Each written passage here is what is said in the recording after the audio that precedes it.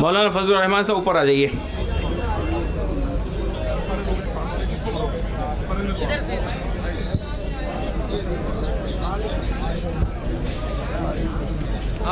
काजी वसी साहब भी स्टेज पे तशरीफ रखें।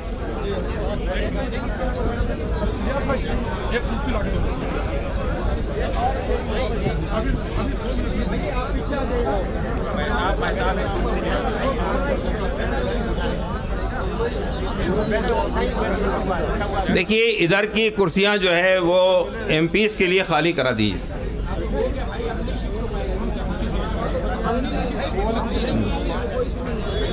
ये सब बहुत अहम लोग हैं, कई लोग मुख्तलिफ तंजीमों के ज़िम्मेदार हैं, लेकिन हमारी स्टेज की कैपेसिटी कम है, इसलिए हमने सिर्फ ख़ास ज़िम्मेदारों को ही यहाँ बुलाया है। नहीं, इनाम साहब,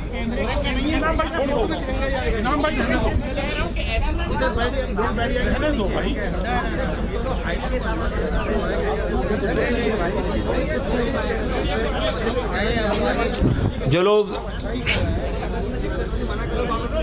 दाखिल हो रहे हैं उनसे गुजारिश है कि वो अपनी जगह ले लें और स्टेज को देखने में आसानी रहेगी।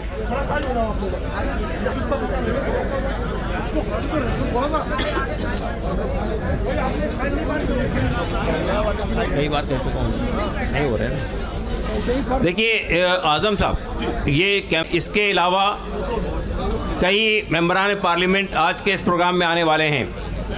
देखिए, हमारा ये प्रोग्राम बुनियादी तौर पर जो इलीगल तरीके से एक डिस्क्रिमिनेटरी वक्फ तरमीमी एक्ट पार्लियामेंट में पेश किया गया है और पूरी मिल्लत इस्लामिया हिंद ने उसकी मुखालफत की है। ये अजीब व गरीब बात है कि एक ऐसा कानून जिन लोगों के लिए लाया जा रहा है वो उसकी मुखालफत कर रहे हैं, उसके बावजूद भी हुकूमत जो है अपने उससे बाज नहीं आ रही है। चुनांचे आज का ये धरना जो है ये पहला धरना है और ये धरने में हमने एहतमाम किया है कि सिर्फ करीब के लोग ही यहाँ आएँ। हमने ऑल इंडिया लेवल पे कॉल नहीं दी है इस धरने की, इसी वजह से कि ये धरना पार्लियामेंट के इजलास के मौके पे करना था। लेकिन अगर ये सिलसिला ख़त्म नहीं होता है और ये हुकूमत तानाशाही के रवैये पर कायम रहती है और इस कानून को आगे बढ़ाने की कोशिश करती है, तो याद रखिएगा कि ये पूरी मिल्लत इस्लामिया हिंद और सिर्फ मुसलमान ही नहीं, इस मुल्क की सिविल सोसाइटी के लोग, इस मुल्क के आदिवासी, इस मुल्क के दलित, इस मुल्क के ओबीसी, इस मुल्क की दीगर अक़लियतें, ये सब इसके ख़िलाफ़ सफ़ारा होंगी। और हमें यकीन है कि जिस तरह हमारे किसान भाइयों ने एक मुजाहरा करके हुकूमत को मजबूर किया कि वो इस कानून को वापस ले, हम हुकूमत को मजबूर करेंगे कि ये कानून पार्लियामेंट में पेश ही ना होने पाए। तो हमारे जो भारतीय बहुजन अलायंस के लोग भी आना शुरू हैं, मैं उनका भी वो करता हूँ, इस प्रोग्राम में इस्तकबाल करता हूँ। हाँ, बेला राम जी आ गए हैं। नहीं, अभी ठहर।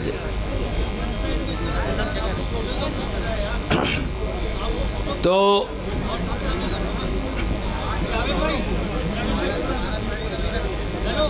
आज ये है यूपी के कई मुकामात से और हरियाणा के कई जगह से इत्तलात आ रही है कि उनकी बसेस को रोका जा रहा है और तमाम ही मौक़िफ़ तंजीमों ने हमारा मौक़िफ़ रखा, बहुत विस्तार के साथ, बहुत तफसील के साथ, और ये वाज़ेह कर दिया कि ये पूरा बिल और इसके 44 अमेंडमेंट हमारे लिए काबिल कबूल नहीं है। ये अमेंडमेंट वक्फ तरमीमात के नाम पर वक्फ के साथ खिलवाड़ कर रहे हैं। ये तरमीमी बिल इस तरह लाया गया है और बताया ये जा रहा है कि ये ट्रांसपेरेंसी लाने के लिए लाया जा रहा है, बताया ये जा रहा है कि ये इसका पैसा गरीबों तक पहुंचाने के लिए लाया जा रहा है, लेकिन ये सिर्फ गुमराह करने की बातें हैं। हमने बहुत तफसील से उनके 44 तरमीमात का मुताला किया है और इस नतीजे में पहुँचे हैं। सब मुस्लिम तंजीमें और India Muslim personal law board और तमाम मुस्लिम तंजीमें इस नतीजे में पहुँची हैं कि ये वक्फ की जायदादों के साथ खिलवाड़ करने के लिए लाया जा रहा है। ये हमारी मसाजिद को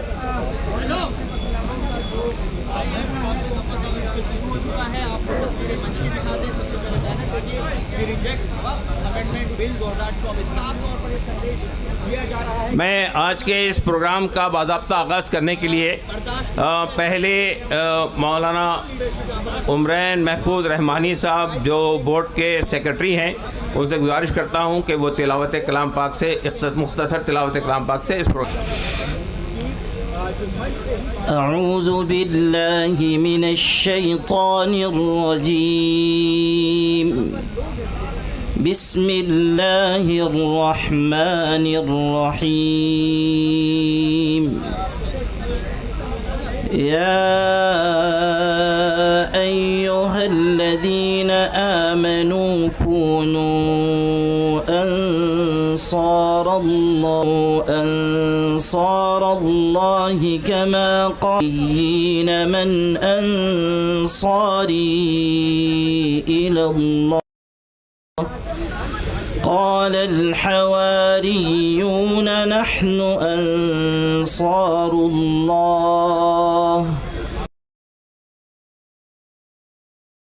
طائفة من بني إسرائيل وكفرت طائفة فأيدنا الذين آمنوا على عدوهم فأصبحوا ظاهرين صدق الله مولانا العظيم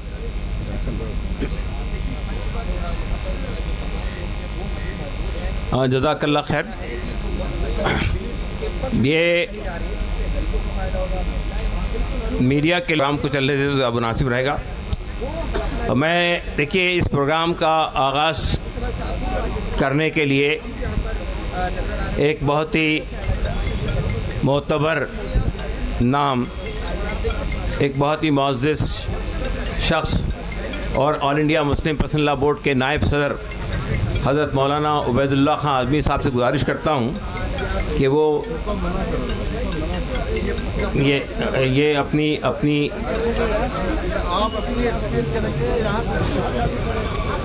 अपनी गुफ्तगू से इस प्रोग्राम का आगाज़ फरमाएंगे। मैं मीडिया के लोगों से कहता हूं कि वो अब बाइट को बंद करें और ये तकरीर ज़्यादा बहुत अहम होगी आपके लिए, उसको सुनिएगा। मैं मौलाना उबैदुल्लाह खान आज़मी साहब शोला बयान मुक़र्रिर, एक बहुत ही रिकगनाइज़ आवाज़ मिल्लत की साबिक़ MP, उनसे गुजारिश करता हूं कि वो तशरीफ़ लाएं और अपनी बात इख्तिसार से हमारे सामने रखें।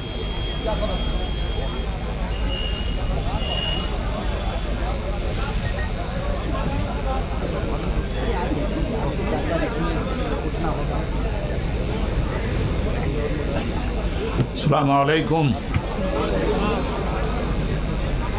भाई सबसे पहले मीडिया के लोगों से खुसूसन अपील की, आप लोगों से बाइक लेना और अपनी तकरीरें करना बंद कर दीजिए।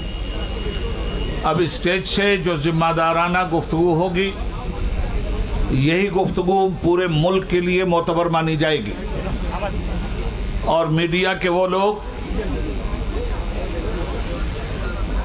जो हर प्रोग्राम को हुकूमत के मकसद के तहत कवर करते हैं, उनसे गुजारिश है कि बराह करम आप जो अफवाहें फैला कर मुल्क को गुमराह कर रहे हैं और हिंदुस्तान भर के लोगों को भ्रमित कर रहे हैं, आप अपने पेशे के साथ नमक हलाली नहीं कर रहे हैं। इसलिए मैं फिर एक मर्तबा अपनी गुफ्तगू करने से कबल मीडिया मुअद्दिबाना गुजारिश करूंगा कि आप समाज की आँख हैं, समाज की निगाह हैं और आपके ज़रिए समाज अपने हालात को देखता, पढ़ता और सुनता है।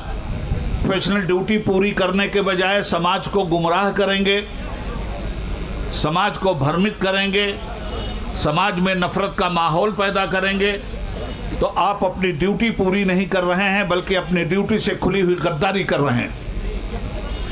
मेरा ख्याल ये है कि ये मैसेज तभी लोगों तक पहुंच गया अब कुछ ज़रूरी बातें मैं आपकी खिदमत में पेश करना जा रहा हूँ। बिस्मिल्लाहिर्रहमानिर्रहीम। किसे खबर थी बाहर आते ही फूल रंगी कफन बनेंगे, खबर थी बाहर आते ही फूल रंगी कफन बनेंगे, कदम कदम पर रविश रविश पर चमन में दारो रसन बनेंगे।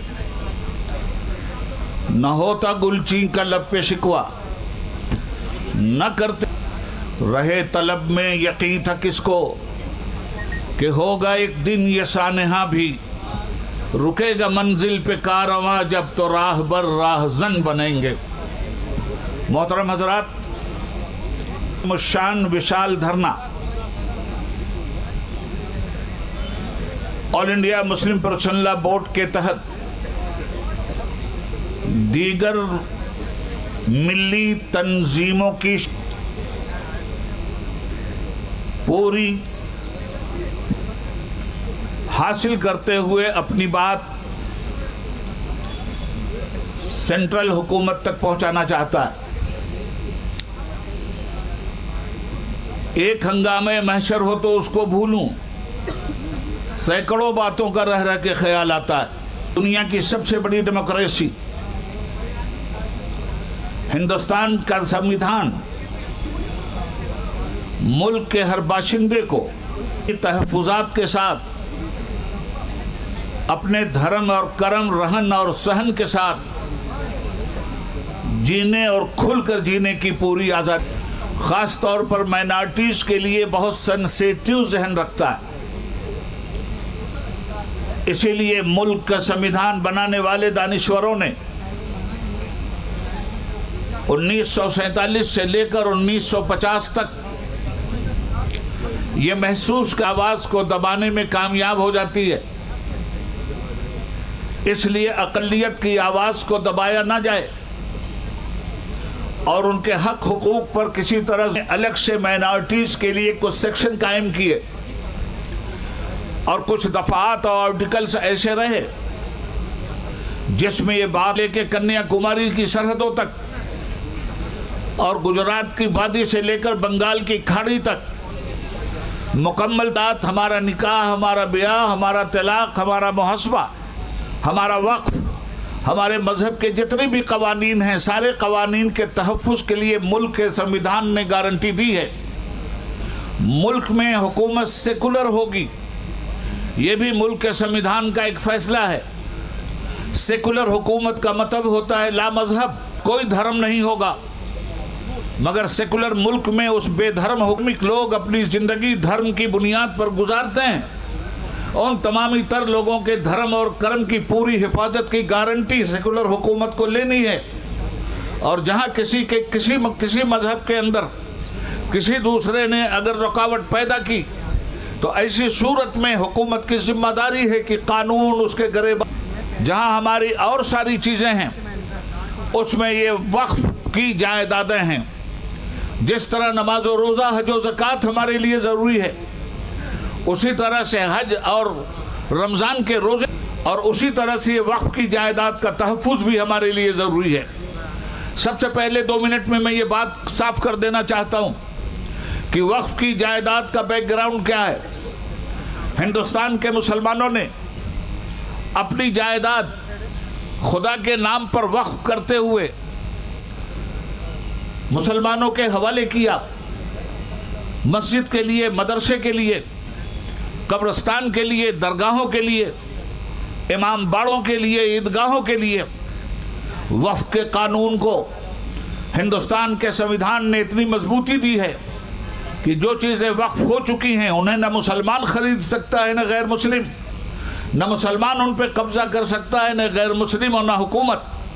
मगर मुल्क के इस कानून की धज्जी इस तरह से उड़ाई गई, वक्फ की जायदाद पे कब्ज़ा और तसल्लुत जमा कर हमें शर्मिंदा किया। हुकूमत को ये चाहिए था कि वक्फ तरमीमी एक्ट पेश करने के बजाय जहाँ जहाँ धांधलियाँ हो रही हैं उन धांधलियों को ख़त्म करते हुए मजबूत कानून का शिकंजा उन पे कसे, बजाय इसके हुकूमत ने वक्फ की जायदाद ही को हड़प करने का एक नापाक मंसूबा बनाया।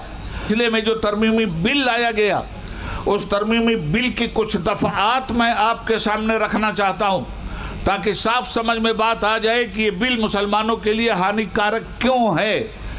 पहली बात, कोई भी ट्रस्ट हो हिंदुस्तान में, मंदिरों के बहुत बड़े बड़े ट्रस्ट हैं, हमारे सिख भाइयों के गुरुद्वारों के बहुत बड़े बड़े ट्रस्ट हैं, बौद्धिस्ट भाइयों के बहुत बड़े ट्रस्ट हैं। किसी भी ट्रस्ट में किसी गैर से एंट्री नहीं है। सिखों के ट्रस्ट में हिंदुओं की एंट्री नहीं, हिंदुओं के ट्रस्ट में मुसलमानों की एंट्री नहीं। आखिर ये कौन सा कानून है कि आपने जो इस वक्त वक्फ तरमीमी एक्ट पेश किया है, उसमें आप ये मुसलमानों के ट्रस्ट में चले गए, मगर काली औलादें पैदा करके गए। जो तबाही सफ़ेद अंग्रेज़ों ने मचाई थी, वही तबाही आज ये काली औलादें अगर मचाएंगी तो याद रखना चाहिए इन्हें, हमारे बाप दादा ने मुल्क में जो नफरत का माहौल पैदा किया गया है। अब की मर्तबा की होली हम लोग हमेशा होली, दिवाली, ये सारी चीज़ें रवादारी के साथ एक दूसरे के साथ आने वाली काली हुकूमत, जिस तारीख आपकी इस बदनीयती को कभी भी माफ़ नहीं करेगी। इससे पहले भी होली आती थी, कभी मस्जिदों पे तिरपाल नहीं पड़ते थे। एक रिपोर्ट पेश करके मैं अपनी बात को ख़त्म कर देता हूँ। होली कोई या अभी मुर्शिदाबाद के MP TMC के अबू ताहिर साहब वो तशरीफ़ ला चुके। अजीज़ पाशा साहब को मैं ज़हमत देने जा रहा हूँ। CPI के को जो इस हर चीज़ की आज़ादी है। ये एक आज़ाद हिंदुस्तान में हमारे सामने जो कुछ हो रहा है, बहुत एक्ट जो लोग अपने तरफ से सखावत देना चाहते हैं इस तमाम पूरी कौम के लिए और पूरे इसके लिए, तो मेजर ऑफ डेमोक्रेसी को अगर प्रैक्टिकल एंगल से देखें तो मदर ऑफ डेमोक्रेसी को कुचला जा रहा है। इसलिए कि जो हुकूक हासिल है तो गुरुद्वारा कमेटी है या हिंदुओं की जो कमेटी है, अपने जो कमेटी में कभी अपने कमेटी के लोगों को नहीं रखा जाता। मगर क्या वजह है कि आप जो है ना यहाँ पर हमारे इस कमेटी में जो है ना नॉन मुस्लिम्स को रखा जा रहा है। और ये कानून की तरफ से 44 अमेंडमेंट लाए गए, मगर तमाम 44 अमेंडमेंट को रद्द कर दिया गया। और जो है ना उनके जो 14 even government is an encroacher in this. Crores worth of land is encroached by the government through this registration. What they are doing, they are glorifying that encroachment.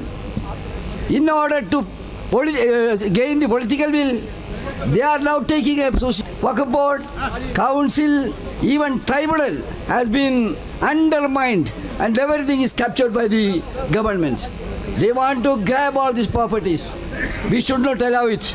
I don't want to take much of time because clear violation of the Indian Constitution is there. Article 25 and Article 26 and all kinds of things. They are taking undemocratic attitude in this. In the parliament, we let it come in the parliament. In the parliament, if it comes, I hope that many people will join together to talk and fight against this kind of in the parliament. I assure you, as a member in the parliament and a party leader IUML, we will fight it tooth and nail, and we will have all kind of support to this kind of agitation and the movement.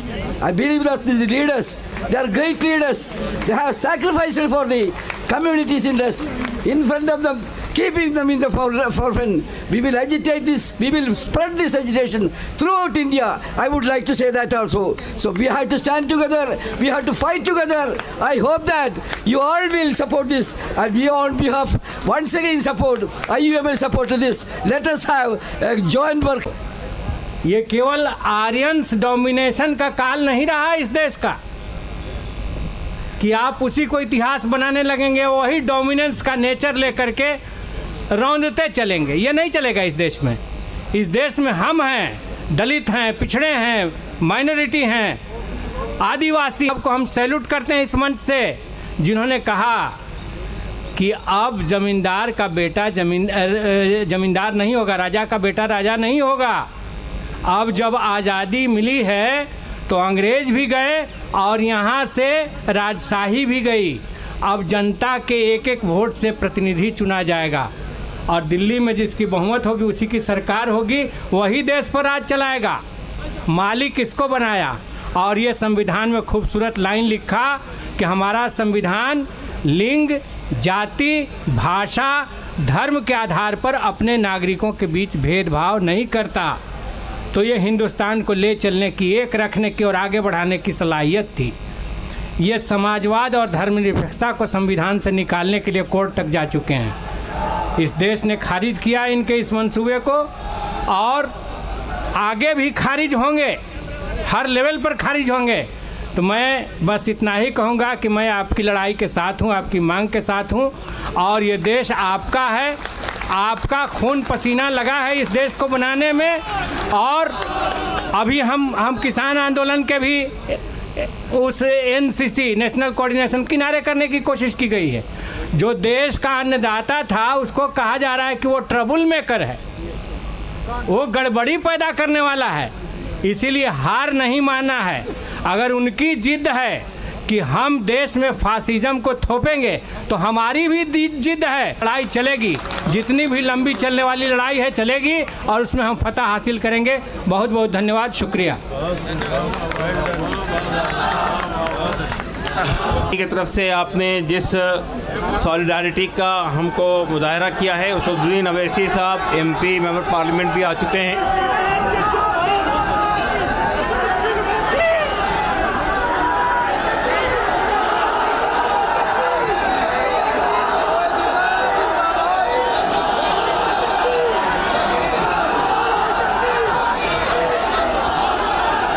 नहीं, आप लोग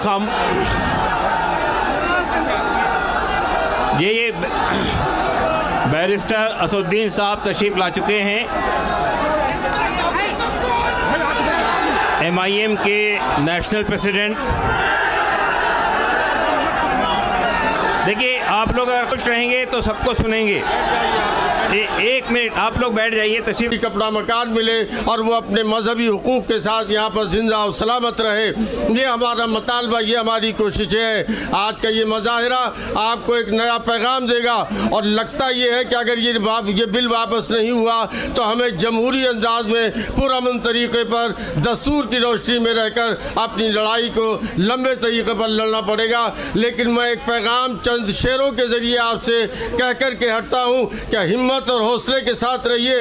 ये बात जो उड़ाई जाती है कि हम कमज़ोर हो गए, हम डर गए, हम खौफज़दा हो गए, ऐसा कुछ भी नहीं है। मैं ऐलान करना चाहता हूँ और कहना चाहता हूँ और आपके दरमियान ये पैगाम हूँ कि इसी खाक से, इसी ज़मीन से उभरते स्टेटमेंट लाना है तो दूसरे धर्म के बारे में लाओ, अपने धर्म के बारे में लाओ। हमारे बीच में घुसने की आपको क्या जरूरत है? हमारा कहना है कि आज मुसलमानों के बीच में जो इन लोग फैला रहे हैं, जो हालत कर रहे हैं सारा देश। अल्लाह हाफिज। बहुत शुक्रिया मुहिबुल्लाह खान साहब। हम समझते हैं कि बीजू जनता दल के अच्छी खासी तादाद पार्लियामेंट में मौजूद है। वो जब वक्त बिल अगर मैं अब हम ऑल इंडिया मुस्लिम पसल्ला बोर्ड की एक और अहम शख्सियत, बोर्ड के नायब सदर और जमात इस्लामी हिंद के अमीर जनाब सैयद सादुल्लाह। देखिए, मैं हमारे पुलिस प्रशासन से गुजारिश करता हूँ कि जो लोग बाहर खड़े हैं उनको रोके नहीं। देखिए, बहुत ही पीसफुल तरीके से ये डिमॉन्स्ट्रेशन हो रहा है। अगर आप ये मैसेज देंगे कि हमने लोगों को रोक दिया तो बहुत गलत मैसेज जाएगा। ये बहुत ही खामोश और बहुत ही पीसफुल डिमॉन्स्ट्रेशन है।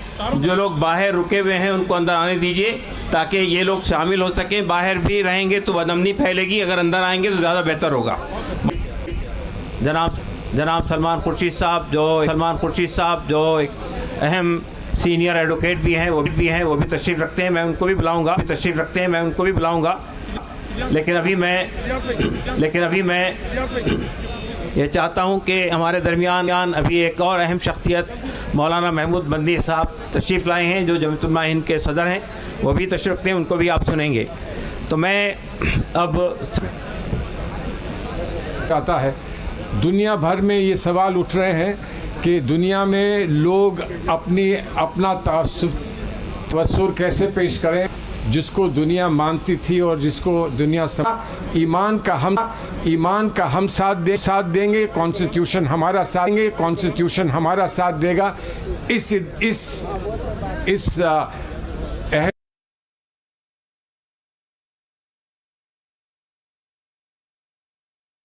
यहाँ दीनी आलिम आपके मौजूद हैं, आपके सारे रहनुमा यहाँ मौजूद हैं। वो जो इशारा करेंगे, जो रास्ता दिखाएंगे, उस रास्ते पर यकीनन हम लोग सब चलें।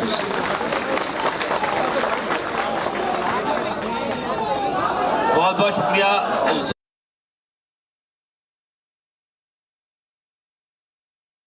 कि ये शरारत अंगेज हरकतें हैं मीडिया की तरफ से की जा रही है कि वो आम लोग हैं, और अगर आप ये बात करेंगे तो हम उन लोगों को जो मीडिया को बाइट मत दीजिए, यहाँ जिम्मेदारान बैठे हुए हैं, वो अपनी बात रखेंगे और उनकी बात ही आपके हैं। आज हम हैं, कल नहीं रहेंगे। देश है और देश रहेगा इंशाअल्लाह।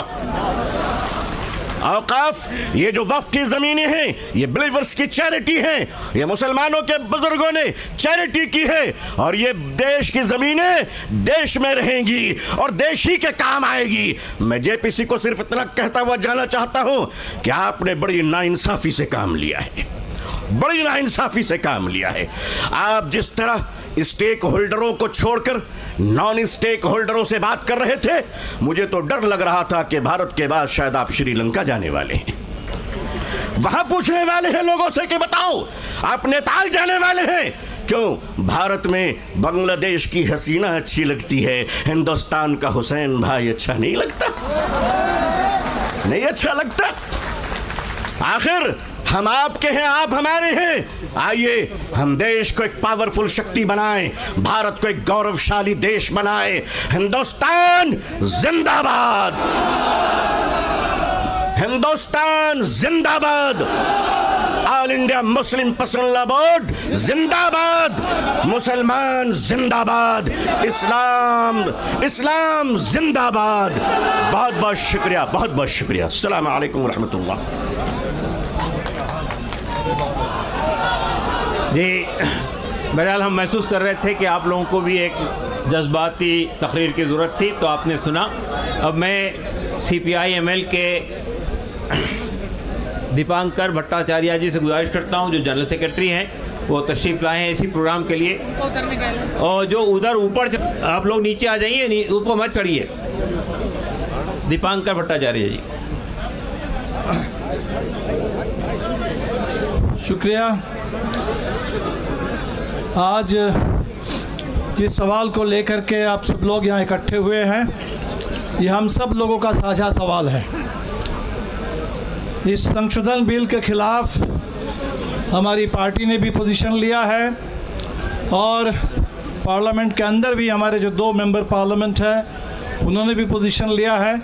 और मुझे जानकारी है कि अपोजिशन की बहुत सारे पार्टीज़ ने जो इसके लिए JPC बनाई गई थी उसमें भी बातें गई थी, लेकिन उनके तमाम बातों को दरकिनार करके जिस तरह से इस देश में बुलडोज़र राज चल रहा है, तो इस बिल को भी बुलडोज़ कर देने की पूरी साजिश चल रही है। इस साजिश के ख़िलाफ़ आज हम सब लोग यहाँ जमा हुए हैं, और मुझे लगता है कि इस समय ये सवाल हमने तमाम स्पीकरों को सुना, और बिल्कुल ये सही बात है कि ये वक्फ की जो ज़मीन है उसका निश्चित तौर पर सीधा जो ताल्लुकात है वो मुस्लिम कम्युनिटी से है, कलेक्टिव चैरिटी और वेलफेयर के साथ है। लेकिन ये जो सवाल है, ये सवाल इस समय सिर्फ किसी एक कम्युनिटी का सवाल नहीं है। आज हम लोग देख रहे हैं कि जो भारत में जिस फासीवाद के दौर से हम गुजर रहे हैं, ये एक एक करके मुद्दों को चुनते हैं, एक एक तबकों को टारगेट करते हैं, और सबको अलग अलग करके बांट करके अपना पूरा मकसद पूरा करता है। तो इसीलिए आज हमें सबको एक दूसरे के साथ खड़े होने हर तरह के जुल्म के में देखिए, अगर आप अपनी ज़मीन बचाने के लिए लड़ते हैं तो इस समय पूरे के पूरे इस समुदाय के लोग जो अपनी पहचान और अपनी ज़मीन बचाने के लिए इकट्ठे हुए हैं, उनका साथ दीजिए। इसको ज़मीन बचाने की साझा लड़ाई इस देश के अंदर बना डालिए। हम कहेंगे कि हमारे कॉन्स्टिट्यूशन के ऊपर ये हमला है, ये हमारे पूरे एक स्वायत्त संस्था है। किसी भी देश के तमाम स्वायत्त संस्थाओं पर हमले हो रहे हैं, उनकी सारी स्वायत्तता छीनी जा रही है और हर जगह स्टेट की दखलंदाजी है, स्टेट का दबदबा है इस समय।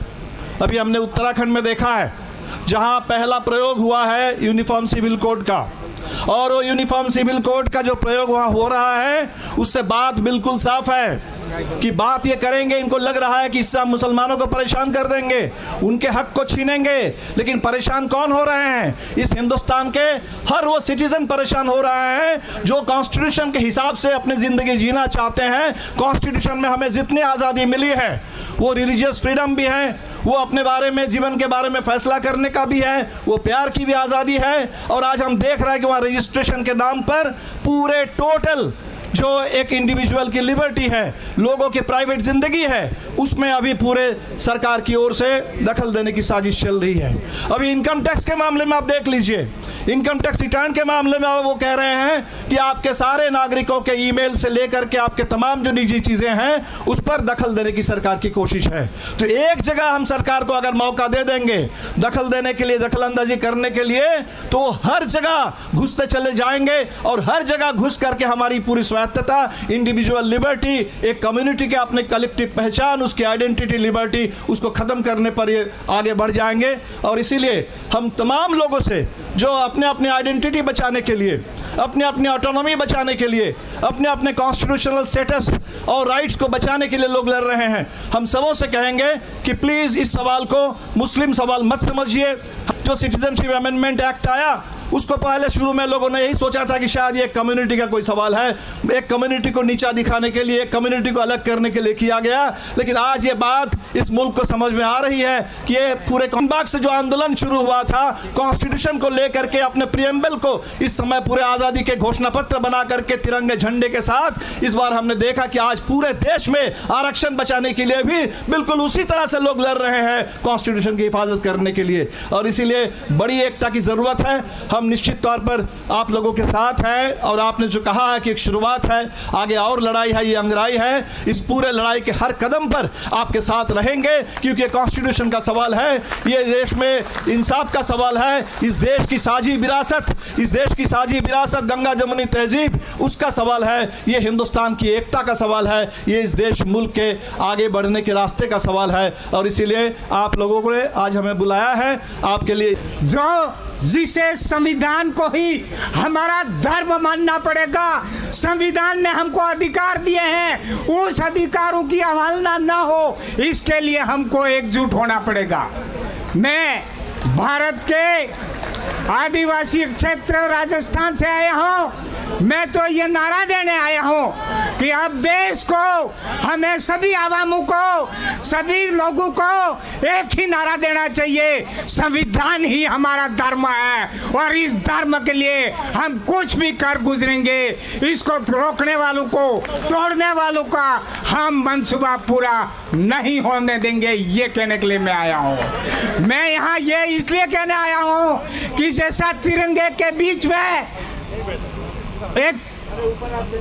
एक निशान बना हुआ है, मेरे आदिवासी क्षेत्र के अंदर एक निशान है हमारा झंडा, जिसमें हमारे आदिवासियों के झंडे में सूरज का निशान है, चांद का निशान है और तारे का निशान है। इसका मतलब यह हुआ कि सूरज मानने वाले हो, चाहे तारे को मानने वाले हो, चाहे चांद के मानने वाले हो, को आदिवासियों का मूल धर्म है इन सब का सहयोग करना, रक्षा करना, सहायता करना, ये हमारा मूल धर्म है कि संविधान हमारा आगे बढ़ेगा। इन्हीं बातों के साथ में जिस तरह से ये बात आज कर रहे हैं, ये पूरे देश में आम व्यक्ति इस वक्त संशोधन बिल के विरुद्ध में आवाज उठाएंगे और हम सब इसका समर्थन करते हैं कि ये बिल वापस लिया जाना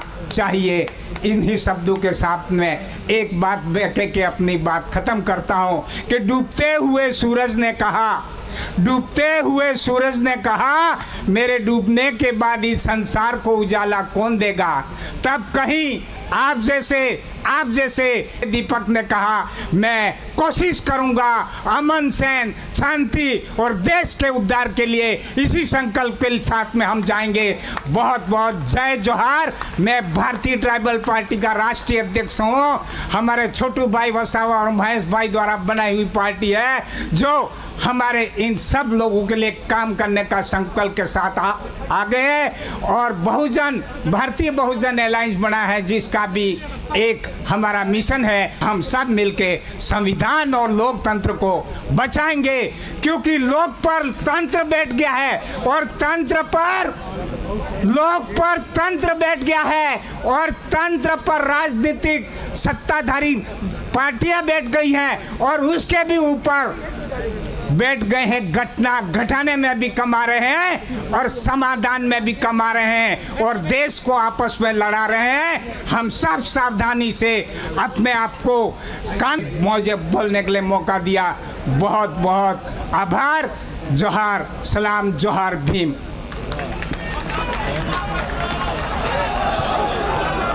बहुत धन्यवाद। अभी हमारे दरमियान मरकज़ी जमीयत अहले हदीस के ऑल इंडिया सदर मौलाना असगर इमाम मेहदी सल्फ़ी साहब तशरीफ़ ला चुके हैं। हमारे इमरान भाई और जावेद साहब कह रहे हैं 0 ओवर लगा। जी इमरान मसूद साहब डॉक्टर जावेद साहब कांग्रेस पार्टी से यहाँ तशरीफ़ ला चुके हैं। डॉक्टर जावेद साहब मेंबर पार्लियामेंट कांग्रेस पार्टी से यहाँ तशरीफ़ ला चुके हैं। मैं इससे पहले कि इन हज़रात को ज़हमत दूँ, जनाब हन्नान मुल्ला साहब जो कि CPIM के ज़िम्मेदार हैं और ट्रेड यूनियन के अंदर आपकी एक बहुत बड़ी भूमिका रही है, मैं उनसे गुजारिश करता हूं कि वो तशरीफ़ लाएं और अपनी बात रखें। हन्नान मुल्ला साहब तशरीफ़ लाइए।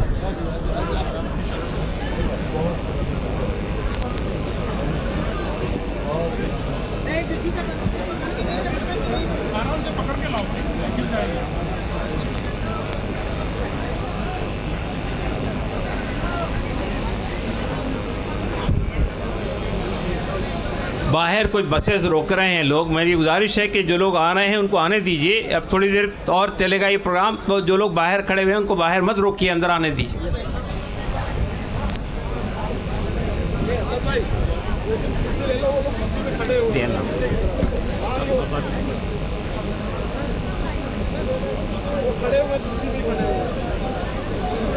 आदरणीय शदारत करने वाले हमारा बुजुर्ग साथियों और हिंदुस्तान के कोने कोने से आए हुए मेरा भाइयों और दोस्तों, मैं मार्क्सवादी कम्युनिस्ट पार्टी की ओर से आज के ये जो आपका समावेश है, आवाज़ है, इसमें आवाज़ मिलाने के लिए हाजिर हुआ। विषय आपको सबको मालूम है, वाक़फ़ बिल जो है उसको संशोधन करने का जो साजिश है उसके खिलाफ लड़ाई है। और ये जो वाक़फ़ में काम किया था, मेरे भी थोड़ा हकीकत इसका मालूम था और हम जो अनुभव किया है, जो नया कानून लाया है उसमें झूठ बोला जा रहा है। एक तरफ उसमें बताया कि वाक़फ़ जो बिल है, क्योंकि वाक़फ़ कानून में कमी है। 1995 में जो कानून बना था वो कानून में कोई कमी नहीं था, थोड़ा बहुत हो सकता, मगर मुख्य तो कोई कमी नहीं था। आज इस विचार करने के लिए है ये कानून का कमी है न सरकारों का कमी है, उसको इम्प्लीमेंट करने में कमी है। 95 का कानून में जो जो शर्त था लागू करने के लिए वो आज भी लागू नहीं हुआ। उन्होंने बताया था कि हर राज्य सरकार इस कानून के आधार पर रूल्स बनाएंगे।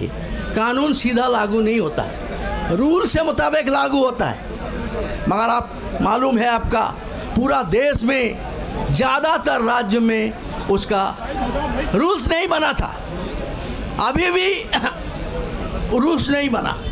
2013 का फिर दोबारा कानून बनाने का कोशिश हुआ, उसमें भी रिपीट हुआ। बोल रहा है जो रूल्स तुम बनाए, रूल्स कौन बनाएगा? इसमें कौन है? दाई मुसलमान है कम ने क्या कानूनी व्यवस्था है? तुम कानून बना के उसको लागू करने के नहीं देंगे, रूल्स नहीं बनाएंगे तो लागू कैसे होगा? रूल्स नहीं बना, आज तक भी बहुत सारे राज्यों में रूल्स नहीं बना जब संशोधन हो रहा है। फिर 2013 का कानून में जो उसमें इम्प्रूव करके जो दिया था, ये एक कानून के मुताबिक इसको एक जो लागू करने के लिए जो ऑफिसर है वो उसको नियोग करने का बात हुआ वक्फ बोर्ड। वो रूल्स ना होने के बाद वो भी लागू हो नहीं हो पा रहा, इसलिए ये जो सरकार का नहीं गया उसका कमेटी से निकाल दिया गया है। तो इस तरह ज़बरदस्ती मेजोरिटी के नाम पे इस कानून को पारित करने के लिए प्रस्ताव दिया है, ये संपूर्ण रूप से एक संविधान विरोधी है, हमारा गणतांत्रिक जो व्यवस्था है उसको विरोधी है। इसलिए ये कानून जो संशोधन है रहा है इसका मकसद साफ है, क्योंकि ये जो ज़मीन है वक्फ को, जो मुसलमानों का ज़मीन है इसको हड़पना है। बड़े बड़े कॉरपोरेट शहर में ज़मीन मांगता है और वक्फ का प्रॉपर्टी ज़्यादा शहर में है, तो कॉरपोरेट कैसे लूट सकता? कॉरपोरेट का लूट आसान करने के लिए ये संविधान कानून संशोधन का प्रावधान रखा गया है। इसलिए साथियों, ये लड़ाई ये सरकार के खिलाफ है, ये लड़ाई कॉरपोरेट के खिलाफ है और माइनॉरिटी का अधिकार को छीनने का जो साजिश है उसके खिलाफ है। इसलिए हमारा पार्टी मार्क्सवादी कम्युनिस्ट पार्टी शुरू से इसका हक के पक्ष में है, इसको समर्थन किया है, पार्लियामेंट के अंदर भी किया है और पार्लियामेंट के बाहर भी इस लड़ाई में हमारा पार्टी आपका साथ है, क्योंकि ये हक का लड़ाई है, संविधान बचाने का लड़ाई है। माइनॉरिटी का हक ये संविधान दिया हुआ है, किसी का दया का बात नहीं है। इसलिए साथियों, आपका जो लड़ाई है ये सही लड़ाई है, संविधान को बचाने का लड़ाई है, अपना हक को बचाने का लड़ाई है और देश का एकता अखंड जो है, हमारा सब जात धर्म भाषा मिलके जो एकता हमारा है, उस एकता को तोड़ने का जो साजिश चल रहा है फैसिबादी ताकत के जरिए, उसके खिलाफ हमारा देश को एकता भाईचारा को मजबूत रखने के लिए हमारा संगठन पार्टी इस लड़ाई के साथ है, साथ रहेंगे। इसी के साथ मैं अपना बात खत्म करता हूँ। इनकलाब जिंदाबाद, वक्फ बिल वापस लो और जो पर्सनल लॉ बोर्ड जो आज आयोजन किया है मीटिंग का, मैं इसको बधाई देता हूँ कि इशू को लेके पूरा देश में आंदोलन करने का, जनवादी तरीका से आंदोलन करने का जो सही रास्ता अपनाया है, यही रास्ता है हिंदुस्तान में जीने का। जीने दो, ये जो हमारा हक है। इसलिए आपको फिर दोबारा बधाई देते हुए मैं अपना समर्थन ऐलान करते हुए मेरे बात खत्म करता हूँ। धन्यवाद।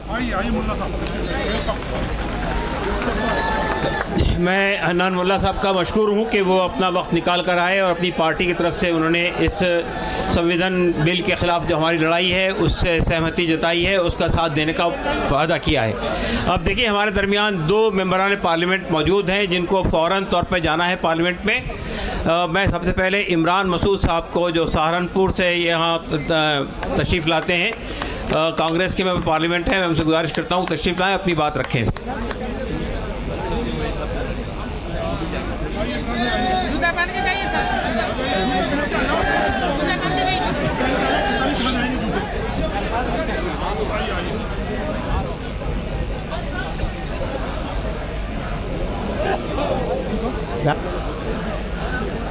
तमाम पॉलिटिकल पार्टीज़ के हमारे साथी मेंबर ऑफ पार्लियामेंट और यहाँ पर मौजूद मेरे तमाम मुअज़्ज़िज़ बुज़ुर्गों साथियों, महसूस ही होता है दौरे तबाही है, शीशे की अदालत में पत्थर की गवाही है, दुनिया में कहीं इसकी तफसील नहीं मिलती, कातिल ही मुंसिफ है, कातिल ही सिपाही है।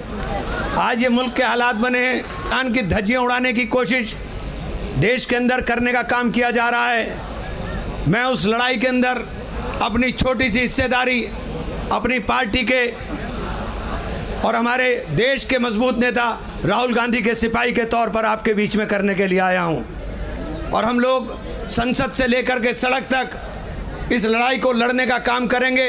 चूँकि हमें पार्लियामेंट जाना है, मुझे भी और जावेद साहब को भी, हमारा दोनों का इत्तेफाक से 0 आवर लगा है, 12 बजे स्टार्ट हो जाएगा। तो मैं आप सब लोगों से सिर्फ इतनी गुजारिश करना चाहता हूं कि जहां खून की ज़रूरत होगी वहां खून देंगे, और जहां आपको लड़ने की ज़रूरत होगी हम आपको अहली सफ़ के अंदर नज़र आने का काम करेंगे। आप तमाम लोगों का बहुत बहुत शुक्रिया, क्योंकि इस लड़ाई को हमने जेपीसी में बहुत मजबूती के साथ लड़ने का काम किया है। और इंशाअल्लाह सुम्मा इंशाअल्लाह अल्लाह की ज़ात से उम्मीद है कि इनके काले हाँ, बहुत शुक्रिया इमरान मसूद साहब। जेपीसी के अंदर जिन लोगों ने बहुत ताकत से हमारा मौक़िफ़ रखा और वक्त तरमीम बिल की मुखालफत की, उसमें इमरान मसूद साहब का भी नाम बहुत अहम लोगों में शामिल है। मैं अब जब डॉक्टर जावेद साहब से, पार्टी के तरफ से मुझे भी जेपीसी में हिस्सा लेने का मौका मिला, और जो हम लोगों ने देखा ये साफ़ है कि जो हमारे लोगों ने गरीब मिस्कीनों के लिए ज़मीनें प्रॉपर्टीज़ दी थी, उसको ये सरकार हड़पना चाहती है। और इसका पुरजोर हमने वक्त में भी खिलाफ़ किया था सब लोगों ने, और पार्लियामेंट में भी खिलाफ़ करेंगे जब वो बिल पास करने के लिए लाएंगे। लेकिन आज ये जमात देख के मुझे खुशी हो रही है कि इसके बारे में जानकारी हर इलाके में है, परेशानी हर इलाके में है, और मुझे उम्मीद है कि ये जो नापाक फ़ैसले हैं इनके या इरादे हैं, इससे वो अपना रास्ता बदलें। जैसा कि इमरान साहब ने कहा कि हम लोग सब लोग मजबूती के साथ आपके साथ हैं, जो भी कानूनी इजाज़त है हमें वो सब हम आजमाएंगे। बहुत बहुत शुक्रिया। खुदा हाफ़िज़।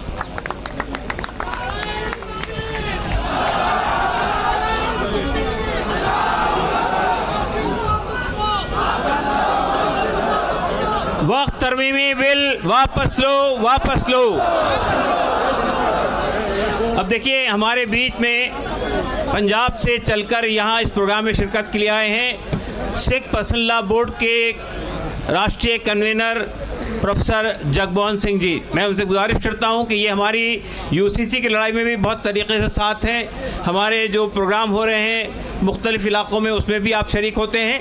मैं प्रोफेसर जगमोहन सिंह से गुजारिश करता हूं कि वो अपनी बात रखें। वो भी अच्छी तरह जानते हैं कि पहला नंबर हो सकता है हमारा हो, लेकिन दूसरा नंबर बहरहाल हमारे सिख समुदाय के लोगों का है। वो इस बात को अच्छी तरह जानते हैं कि ये वक्त पर जो आफत आई है, इसके बाद अगला नंबर गुरुद्वारा प्रबंधक कमेटी पर भी लग सकता है।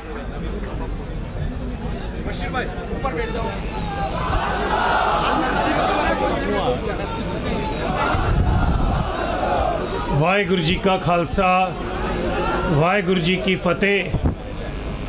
बिस्मिल्लाहिर्रहमानिर्रहीम।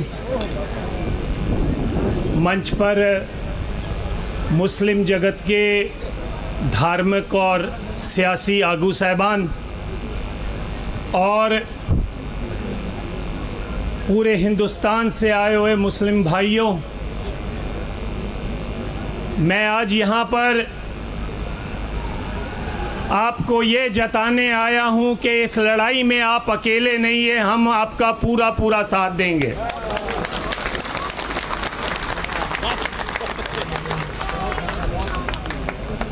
हिंदुस्तान की सरकार कोई भी हो, उसकी हमेशा ये कोशिश रही है कि मुसलमानों को, सिखों को, ईसाइयों को, सबको अक़लियतों के रूप में वो इकट्ठा कर, अलग अलग करके तो अपनी लड़ाई जो लड़े। आज आपकी ताकत को देखते हुए एक और बड़े मुहाज की आज आप नींव रख रहे हैं कि हम अक़लियत नहीं हैं, हम मेजॉरिटी हैं। और ये तब मुमकिन हो सकता है जब हमारी लड़ाई आपकी हो और आपकी लड़ाई हमारी हो। ये तब हो सकता है जब वक्फ बोर्ड की ज़मीनें अगर बिहार में उठाई जाती हैं या कोई धक्का किया जाता है या यूपी में किया जाता है, तो पंजाब में से मुसलमान और सिख भाई वहां जाकर लड़ाई लड़ें और अपने जो है उनको बताएं कि ये हम बर्दाश्त नहीं करेंगे। और मैं आपको ये बताना चाहता हूं, ये फितरत में है। बिहार में पटना साहिब हमारी वो मुकद्दस जगह है जहां पर 10वें गुरु गोविंद सिंह जी ने जन्म लिया था, प्रकाश हुआ था उनका। वहाँ की ज़मीनें भी डिस्ट्रिक्ट जज के अधीन हैं। आधे से ज़्यादा ज़मीनें छीन ली गई हैं। इसी तरह नांदेड़ में आधे से ज़्यादा नांदेड़ शहर हमको निज़ाम हैदराबाद ने महाराजा रंजीत सिंह के काम से खुश होकर तखत हजूर साहब को वो ज़मीन दी थी। उस नांदेड़ शहर की आधा से ज़्यादा ज़मीन जो है महाराष्ट्र की सरकार ने कब्ज़ा किया हुआ है। पिछले 12 सालों से चुनाव नहीं होने दे रहे हैं और उनका पूरा मंसूबा है तो है हुकूमत चलानी है। तो मेरा आपसे यही कहना है कि वक्फ बोर्ड की ज़मीन गरीब की ज़मीन है। वक्फ बोर्ड की ज़मीन धार्मिक बंदे की ज़मीन है जिसने दसवंध दिया, कहा भी चलो मेरे दादा दुनिया छोड़ गए हैं, उनकी याद में मैं थोड़ी सी ज़मीन देता हूँ। जहाँ पर कोई मदरसा सरकार आपका टेस्ट ले रही है, आपको इस टेस्ट में पास होना है और इस लड़ाई को केवल दिल्ली तक सीमित नहीं करना है, पूरे हिंदुस्तान के एक एक सूबे में ही नहीं बनाना है कि ये जो धक्का है हम बर्दाश्त नहीं करेंगे। मेरी आपसे गुजारिश है, डॉक्टर इलियास साहब से, बाकी सारे जो सज्जन यहाँ पर बैठे हैं उनसे भी, इसको केवल एक दिन का धरना मत बनाओ। मैंने इनकी जो वीडियो टॉक सुनी है, इसमें इन्होंने कहा है कि जैसे किसान भाइयों ने 1 साल तक बॉर्डर पर लड़ाई लड़कर सरकार के घुटने लगा दिए थे। सरकार मान गई कि हमको बिल वापस लेना पड़ेगा। तो अगर वक्फ बोर्ड की ज़मीनों को बचाना है तो आप भी इस लंबी लड़ाई के लिए तैयार रहें और हम आपका पूरा साथ देंगे। और उसके लिए अगर हमें जंतर मंतर पर भी 1 साल बैठना क्यों ना पड़ जाए, हम आपका पूरा साथ देंगे। और यदि हमें यह ऐसा लगे कि हमको यूपी और दिल्ली का बॉर्डर सील करना है तो हम उसके लिए भी तैयार रहेंगे। ये रीजनल लड़ाई नहीं है, ये धार्मिक लड़ाई है और धार्मिक लड़ाई धार्मिक जज्बे से ही लड़ी जा सकती है। तो आओ, हम आपका पूरा साथ देंगे। आप यकीनी बनाओ कि आप साथ लें। अगला मोर्चा अगर ज़रूरत पड़े तो मलेरकोटले में लगाओ, लुधियाना में लगाओ और सारे हिंदुस्तान से जो मुसलमान भाई है वहाँ पर आए और हम सिख भाई जो हैं वो भी रल मिल। वक्फ बिल वापस लो। मुस्लिम, सिख, दलित, ट्राइबल एकता जिंदाबाद। मुस्लिम, सिख, ईसाई, दलित, ट्राइबल, बहुजन समाज एकता जिंदाबाद। इस आस के साथ कि हम इस लड़ाई को ज़रूर जीतेंगे, एक बार फिर अंत में आप ही का नारा, नाराए तकबीर।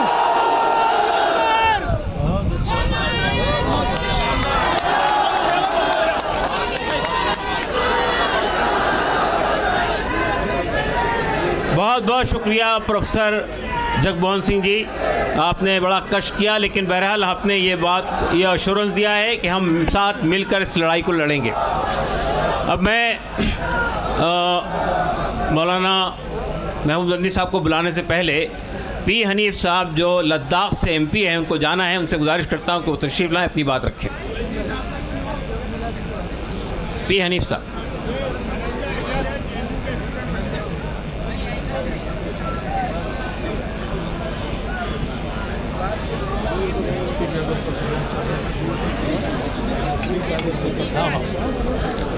अस्सलाम वालेकुम अल्हम्दुलिल्लाह वस्सलातु वस्सलामु अला रसूलिल्लाह।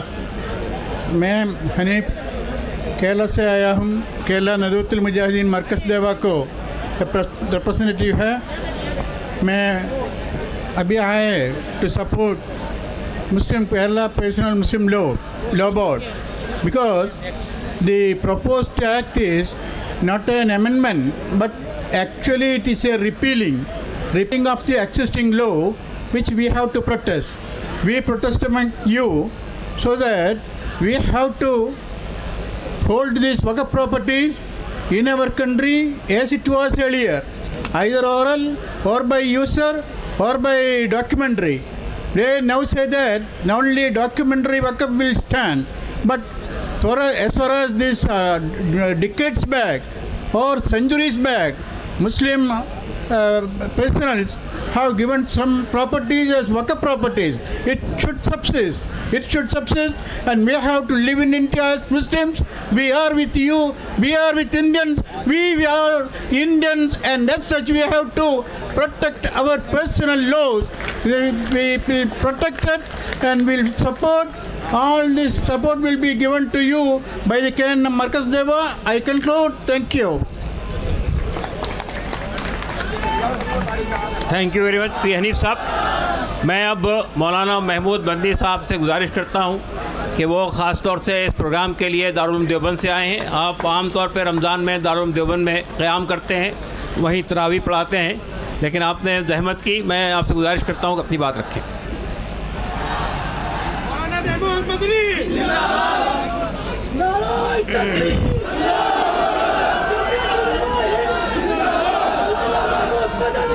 बिस्मिल्लाहिर्रहमानिर्रहीम नहमदुहु व नुसल्ली व नुसल्लिमु अला रसूलिहिल करीम अम्मा बाद।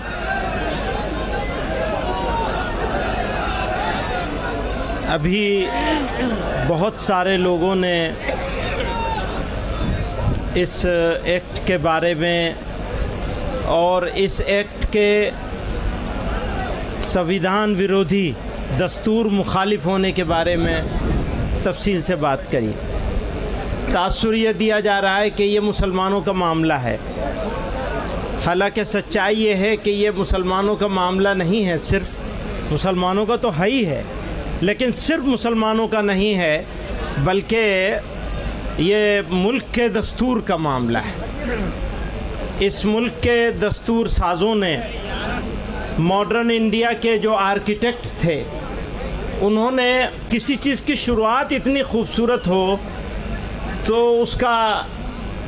उसकी जवानी और उसका शबाब कितना खूबसूरत होगा। मुझे हमारे सिख समाज के ज़िम्मेदार, मैं उनको मुबारकबाद देना चाहता हूँ, और यकीनन ये लड़ाई सब लोगों की है, और अगर इस लड़ाई को अकेले अकेले लड़ा जाएगा तो हो सकता है थोड़ी दिन के लिए वो जीत जाएं। लेकिन एक बात का यकीन है, मैं अपने मुसलमानों से और फ़िक्रमंद सिटीज़न से, भारत के जो लोग चिंता में हैं कि ये भारत जा कहाँ रहा है, बनाया क्या जा रहा है, ये जो मेजोरिटोरियन स्टेट बनाने की कोशिश हो रही है, इसका बेहतरीन जवाब है जो इन्होंने कहा है कि यह अक़लियतों की अक्सरियत का मुल्क है, और हमें सिर्फ हमें नहीं जमा होना है, बल्कि हमें अपने साथ है। एक बात यह है। दूसरी बात यह है, हर लड़ाई के लिए कुर्बानी की ज़रूरत होती है। आप लड़ाई लड़ेंगे और आराम से बैठे रहेंगे, काम नहीं होगा। और जो बात उन्होंने कही, इन्होंने ही कही कि बस इनफ, बहुत हो गया, तो कुर्बानी देने के लिए हमें तैयार होना चाहिए। मैं मेहमानों का वक्त नहीं लूँगा, मैं तो अंदर का आदमी हूँ, मेहमान नहीं हूँ। बहुत सारे मेहमान यहाँ मौजूद हैं, तो मैं एक शेर पे अपनी बात ख़त्म करना चाहता हूँ। ये आगे तकलीफ़ रसन, कलीम आजिज़ मरहूम ने कहा था, थोड़ी तकलीफ़ रसन फिर थोड़ी सी तकलीफ़ दार। रसन कहते हैं जेल को, तो अब सिर्फ सड़क से काम नहीं चलेगा। थोड़ी तकलीफ़ रसन फिर थोड़ी सी तकलीफ़ दार, उसके बाद दोस्तों आराम ही आराम है। बहुत बहुत शुक्रिया मौलाना महबूब अली साहब। अब मैं एक अहम मेंबर पार्लियामेंट जो आसाम से ख़ास इस प्रोग्राम के लिए आए हैं और पार्लियामेंट के अंदर मेंबर है कांग्रेस के, गगोई साहब से गुजारिश करता हूं कि वो तशरीफ़ लाएं, अपनी बात रखें। जी हाँ जी, डिप्टी लीडर है कांग्रेस के पार्लियामेंट में, जनाब गगोई साहब से गुजारिश है कि वो तशरीफ़ लाएं और अपनी बात रखें।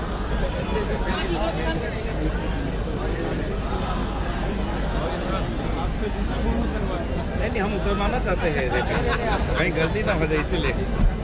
आइए, थैंक यू।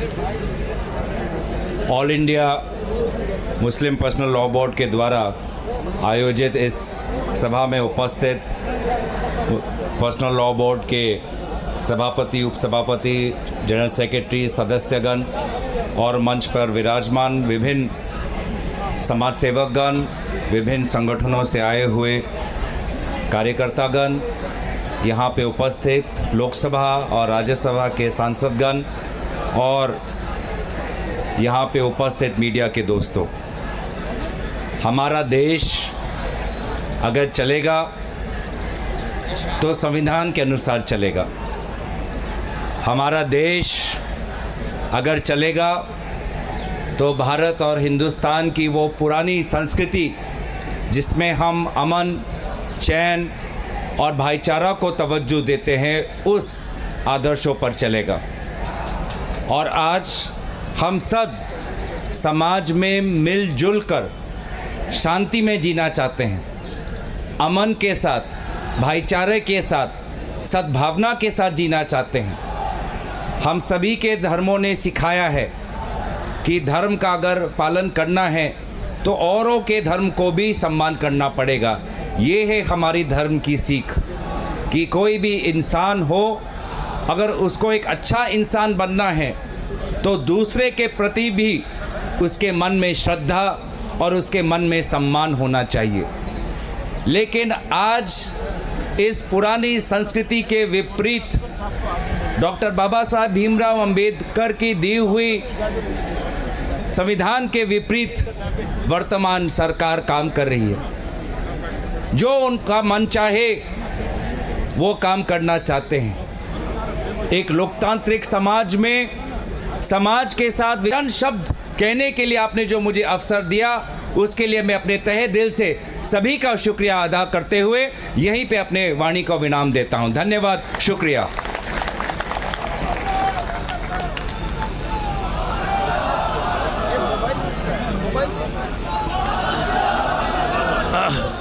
धन्यवाद गगोई सी, बहुत बहुत शुक्रिया आपका। अब मैं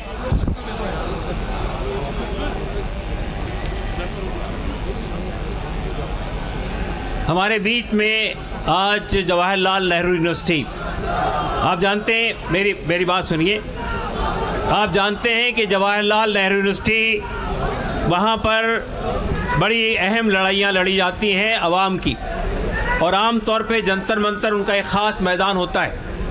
आज हमारे पास जवाहरलाल यूनिवर्सिटी के यूनियन के अध्यक्ष जनाब साईं बाबा साहब है यहाँ पे। मैं उनसे गुजारिश करता हूँ कि वो जी धनंजय जी से गुजारिश करता हूँ कि वो तशरीफ़ लाएँ और अपनी बात रखें। जवाहरलाल यूनिवर्सिटी के स्टूडेंट्स यूनियन के अध्यक्ष।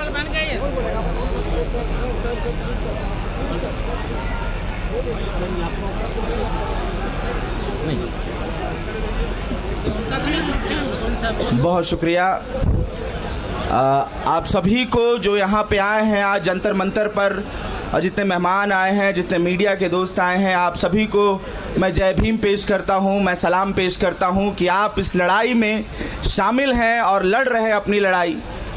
और जेएनयू की तरफ से, जेएनयू छात्र संघ की तरफ से भी मैं सलाम करता हूँ कि पूरी माइनॉरिटीज़ पे हमला उस तरह से बढ़ा दिया गया है, और उसी के साथ साथ वो तमाम लोगों पर हमला कि जो आज के वक्त में बोल रहे हैं, अपनी बात रख रहे हैं, डिसेंट जो अपना जाहिर कर रहे हैं, उसमें हमारा विश्वविद्यालय भी उसी जगह पे आता है कि हर वक्त में जो तानाशाह है, जो सरकार है, उसके सामने झुकने के लिए तैयार नहीं होता है।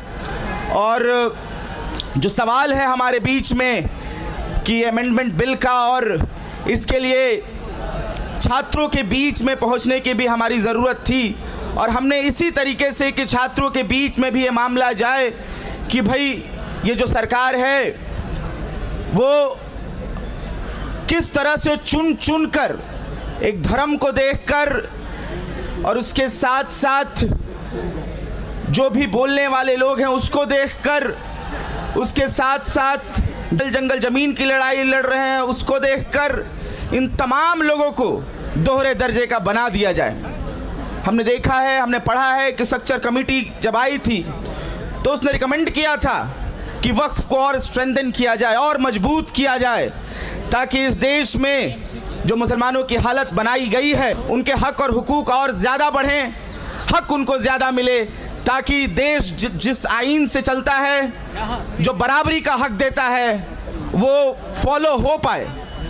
लेकिन ऐसा जो सरकारें ने नहीं किया और जो मौजूदा जो 15 साल की निज़ाम है उसने पूरी तरह से कोशिश की कि किस तरीके से हम तुम पर हमला करें, किस तरीके से हम तुमको ख़त्म करें, किस तरीके से हम तुमको मारें, ताकि इस देश में एक बहुसंख्यक जो राजनीति है वो मौजूद रह सके और उनकी सत्ता, उनका निज़ाम चलते रह सके। लेकिन आज ज़रूरी है कि एकताबद्ध होकर, चाहे छात्र हो, चाहे नौजवान हो, चाहे देश के मुसलमान हो, चाहे आदिवासी हो, चाहे दलित हो, जो भी अपने हक की बात कर रहे हैं उनको एक साथ साना दर साना मिलाकर चलना पड़ेगा, कंधे से कंधा मिलाकर चलना पड़ेगा, हाथ में हाथ डालकर चलना पड़ेगा। ये हमारी ज़रूरत है। आज कई संख्या में लोग आए हैं और मुझे लगता है कि हिंदुस्तान के हर ज़िले में, हर राज्य में इस अमेंडमेंट बिल के खिलाफ एक आंदोलन पुरजोर होना चाहिए।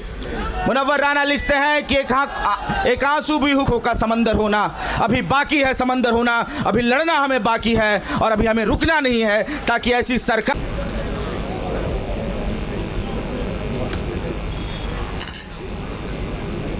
अस्सलामु अलैकुम बिस्मिल्लाहिर्रहमानिर्रहीम। আজকে আমি বাংলাতেই বলছি। আজকে আমরা অল ইন্ডিয়া যে মুসলিম পার্সোনাল ল বোর্ডের যন্তর মন্তরে যে ধর্না, এই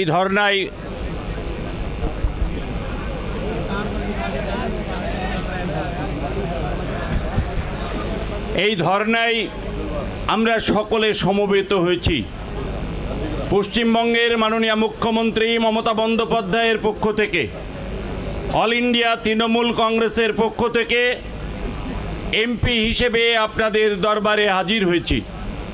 আমরা পশ্চিমবঙ্গের মানুষ বাংলার অল ইন্ডিয়া তৃণমূল কংগ্রেসের পক্ষ থেকে এই বিল প্রত্যাহারের দাবিতে গোটা বাংলায় আন্দোলন চলছে এবং বাংলার মাননীয় মুখ্যমন্ত্রী এই বিল প্রত্যাহার এবং পশ্চিমবঙ্গের পক্ষ থেকে আমরা সর্বত্র আপনাদের পাশে আল্লাহ। ইতিমধ্যে জয়েন্ট পার্লামেন্টারি কমিটিতে আমাদের দলের নেতা কল্যাণ বন্দ্যোপাধ্যায় এই বিল প্রত্যাহারের জন্য তার রক্ত ঝরিয়েছে, মিডিয়ার মাধ্যমে আপনারা দেখেছেন। আমরাও আগামী দিনে এই বিল প্রত্যাহারের জন্য যত দূর যেতে হয় বাংলার তৃণমূল কংগ্রেসের পক্ষ থেকে এই আন্দোলনের পাশে থেকে সর্বতোভাবে আপনাদের সাহায্য এবং সমর্থন করে যাব ইনশাআল্লাহ। এই বিল ওয়াপাস করতেই হবে, এই দাবি আমাদের চলছে। মাহে রমজানের এই মজলিসে দাঁড়িয়ে আমরা শপথ নেব, যেভাবে কিষাণ আন্দোলনের কাছে মাথা নত করতে বাধ্য হয়েছিল ভারতবর্ষের বিজেপি পার্টি, ঠিক সেইভাবে এই ওয়াকফ বিল প্রত্যাহারের জন্য এই ভারতবর্ষের বিজেপি পার্টিকে এবং মাননীয় প্রধানমন্ত্রী নরেন্দ্র মোদীজিকে বাধ্য করাবো। এটা আমাদের অঙ্গীকার, এটা আমাদের ওয়াদা। আসসালামু আলাইকুম। बहुत बहुत शुक्रिया अबू ताहिर जी। मैं अब बोर्ड के सेक्रेटरी मौलाना उमरैन महफूज रहमानी साहब गुजारिश करता हूं कि वो इख्तिसार से अपनी बात रखें। मौलाना उमरैन महफूज रहमानी।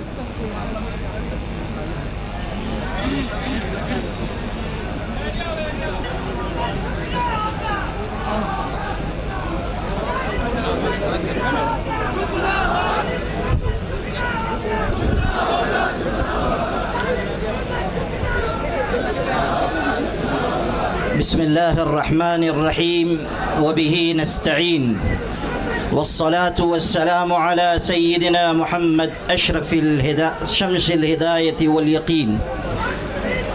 सदर मोहतरम हज़रत मौलाना खालिद सैफुल्लाह रहमानी साहब की क़यादत, कहने वाले ने कहा था मसाइल कैसे भी हों ता क़यामत रह नहीं सकते, ये जालिम जुल्म की बनकर अलामत रह नहीं सकते, जिनका अज़्म है कि हमको चैन से जीने नहीं देंगे।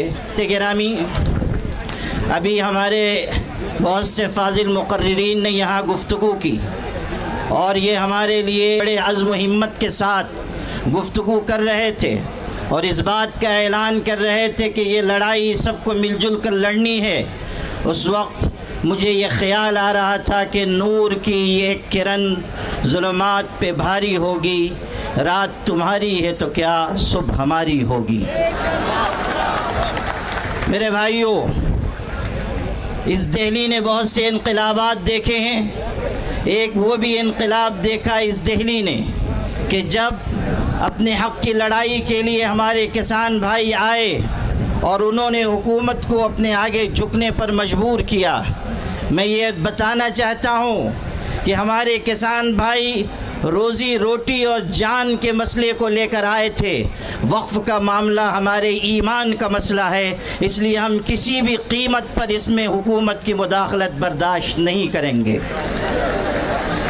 मेरे भाइयों, इस मुल्क का बरसरे इक़्तिदार तबका जिस रास्ते पर जा रहा है उससे मुल्क के बाशिंदों की तशवीश बढ़ती जा रही है। हमेशा याद रखें, ख़ानदानों को तोड़ने वाली चीज़ है। नफ़रत के रास्ते पर जो लोग चल रहे हैं और मुल्क को चलाना चाहते हैं वो जान लें कि इसमें मुल्क की सालमियत और बका नहीं है। अगर मुल्क बाकी रहेगा तो मोहब्बत के साथ और एक दूसरे की मदद और ताउन के साथ बाकी रहेगा। यही पैगाम साथ जीते रहें। हमें इस बात की, हमारे लिए ये बात नहायत अफसोसनाक है कि जॉइंट पार्लिमानी कमेटी ने वो रवैया अपनाया पहले दिया है। उसने ये वाज़ेह कर दिया कि वो अमेंडमेंट बिल में तरमीमात के लिए संजीदा नहीं है, बल्कि वो किसी मखसूस एजेंडे के ऊपर काम कर रहे हैं। हमारी तरफ से ये बात जब कही गई कि हम इस सिलसिले में आगे बढ़ेंगे और एहतजाज हो सकता है और ये भी मुमकिन है कि शाहीन बाग की तर्ज पर कोई एहतजाज किया जाए, तो कहने वाले एक शख्स ने कहा कि जलियांवाला बाग को नहीं भूलना चाहिए। हम उनको ये याद दिलाना चाहते हैं, डायर के रास्ते पर चलना चाहते हैं तो सुन लीजिए, आपकी गोलियां कम पड़ जाएंगी, हमारे सीने कम नहीं पड़ेंगे। आप किसको धमकी दे रहे हैं और आप किस कौम को मुखातब कर रहे हैं कि आप ये समझते हैं कि मुसलमानों को खून की नन्ही मुन्नी नदियों से चल सकेंगे? सुन लीजिए, हम वो हैं कि खून के बहरे कुल्ज़ुम से गुजर कर भी दास्तान अज़्म व अज़ीमत लिख कर आपको दिखा देंगे। मेरे भाइयों, आज ये बात की जा रही है कि ना देंगे।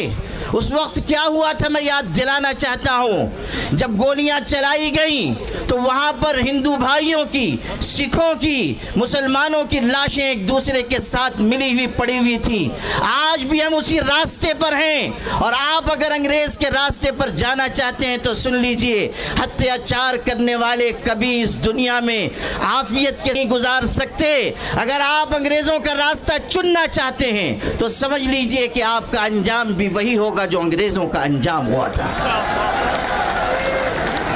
All India Muslim personal law board इस मुल्क के मुसलमानों का सबसे मुत्तहदा और मुश्तरका प्लेटफॉर्म है। अगर वो ये आवाज़ दे रहा है कि वक्फ तरमीमी बिल को वापस लिया जाए तो हुकूमत को इस बिल को वापस लेना चाहिए।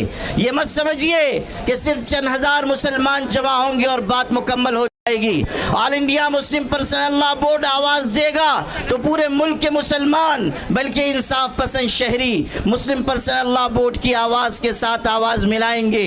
इसलिए आप सब भी इस बात का हाथ उठाकर अज़्म कीजिए कि मुस्लिम पर्सनल लॉ बोर्ड जिस तहरीक का भी ऐलान करेगा आप सब उसका भरपूर तरीके से साथ देंगे। आप इस रोज़े की हालत में इस बात का अज़्म कीजिए कि हम इंशाअल्लाह अपने हुकूक की अपने हुकूक की लड़ाई आखिरी सांस तक लड़ते रहेंगे।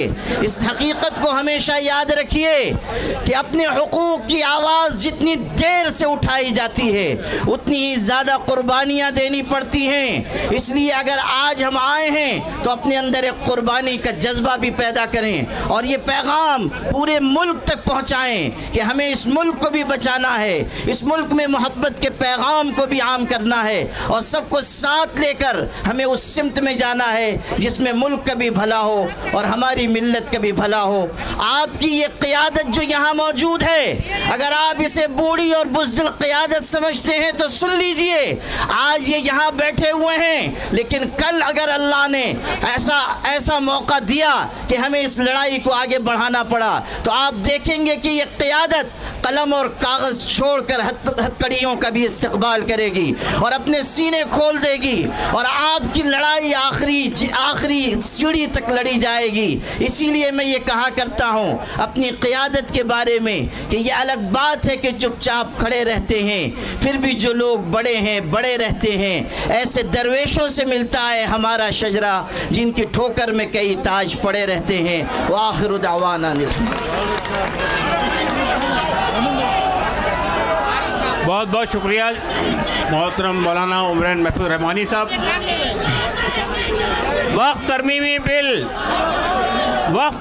बिल अब मैं इंडियन यूनियन मुस्लिम लीग के केरला मेंबर पार्लियामेंट जनाब हारिस बी राय से गुजारिश करता हूं कि तशरीफ लाए अपनी बात रखें। अस्सलाम वालेकुम। हम तो काफ़ी आंदोलन देखा है अभी पार्लियामेंट का सेशन शुरू हुआ है, हर दिन तो एक आंदोलन होते रहते हैं, हम भी इधर शामिल होते हैं, मगर पहली बार पूरा जंतर मंतर रोड बंद कर मिलिट्री को भी इधर हासिल कर एक आंदोलन उन्होंने अभी तो आज करवाने का तो परमिशन दिया। उसका मतलब क्या है? उसका मतलब ये है जो साउथ ब्लॉक में जो बैठा हुआ वाला सरकार है वो तो हिलना शुरू कर दिया, हिलना शुरू हो गया उसका। अभी ये आंदोलन जारी रखना। बिल के बारे में हमारे को सबको पता है, ये संविधान के विरुद्ध वाला बिल है, ये संविधान के विरुद्ध वाला सरकार भी है। तो एक ही शब्द में बोलता हूँ कि जब तक ये बिल वापस करूँगा, पार्लियामेंट के अंदर, पार्लियामेंट के बाहर सड़क भी अगर चाहिए तो अदालत में जाकर हम ये लड़ाई करूंगा और लड़ाई का अंत यही होगा कि ये बिल वापस ही करना ही पड़ेगा उनको। अस्सलाम वालेकुम। बहुत शुक्रिया हारिस साहब। मैं ये समझता हूँ कि अब सब लोगों के लिए इतना ही वक्त होगा। अब मैं जनाब अब्दुल वहाब साहब MP इंडियन यूनियन मुस्लिम लीग से गुजारिश करता हूँ कि तशरीफ़ लाएँ। हमारे पास में अभी समाजवादी पार्टी के कई रहनुमा तशरीफ़ लाए हैं। धर्मेंद्र यादव जी हैं, बर्क साहब हैं, मुहिबुल्लाह नदवी साहब हैं, आशीष यादव जी यहाँ से जीत कर आए हैं, वो भी तशरीफ़ लाए हैं, नासिर साहब भी आ गए हैं। तो अब मैं अब्दुल वहाब साहब से गुजारिश करता हूँ कि तशरीफ़ लाएँ।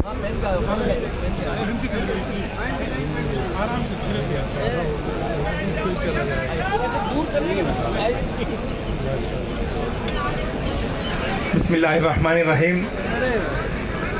Assalamu alaikum all leaders, my friends and colleagues. We are here from the parliament. Session is going on. Kiran Rijiju, who is going to bring the bill. Then I was telling him, do you want this in the Ramadan month itself? Today morning we went to Rashtrapati Bhavan for the breakfast. So we told Rashtrapati, Madam, this is a month of holy, the holy month of Ramadan. Today you have got the date to have a breakfast for us. That is first time it is happening, I told. She just listened and went, Isa gaya. Anyway, we are here. All Kerala is here. Whichever party other than BJP is with you. Indian Union Muslim League, we took him. Bashir Saab came this morning. Or Samadani Saab, he is not well, he is in the hospital. And our Nawaz Khani Saab also there. Thank you very much for giving me an opportunity. I am not taking much. Thank you.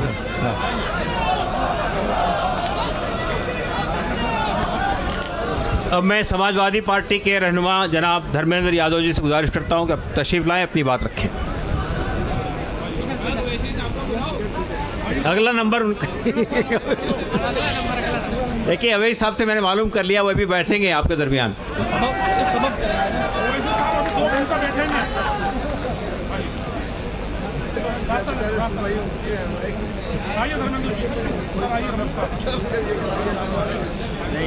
भारी आदमी है। यहाँ बैठ जाइए आप।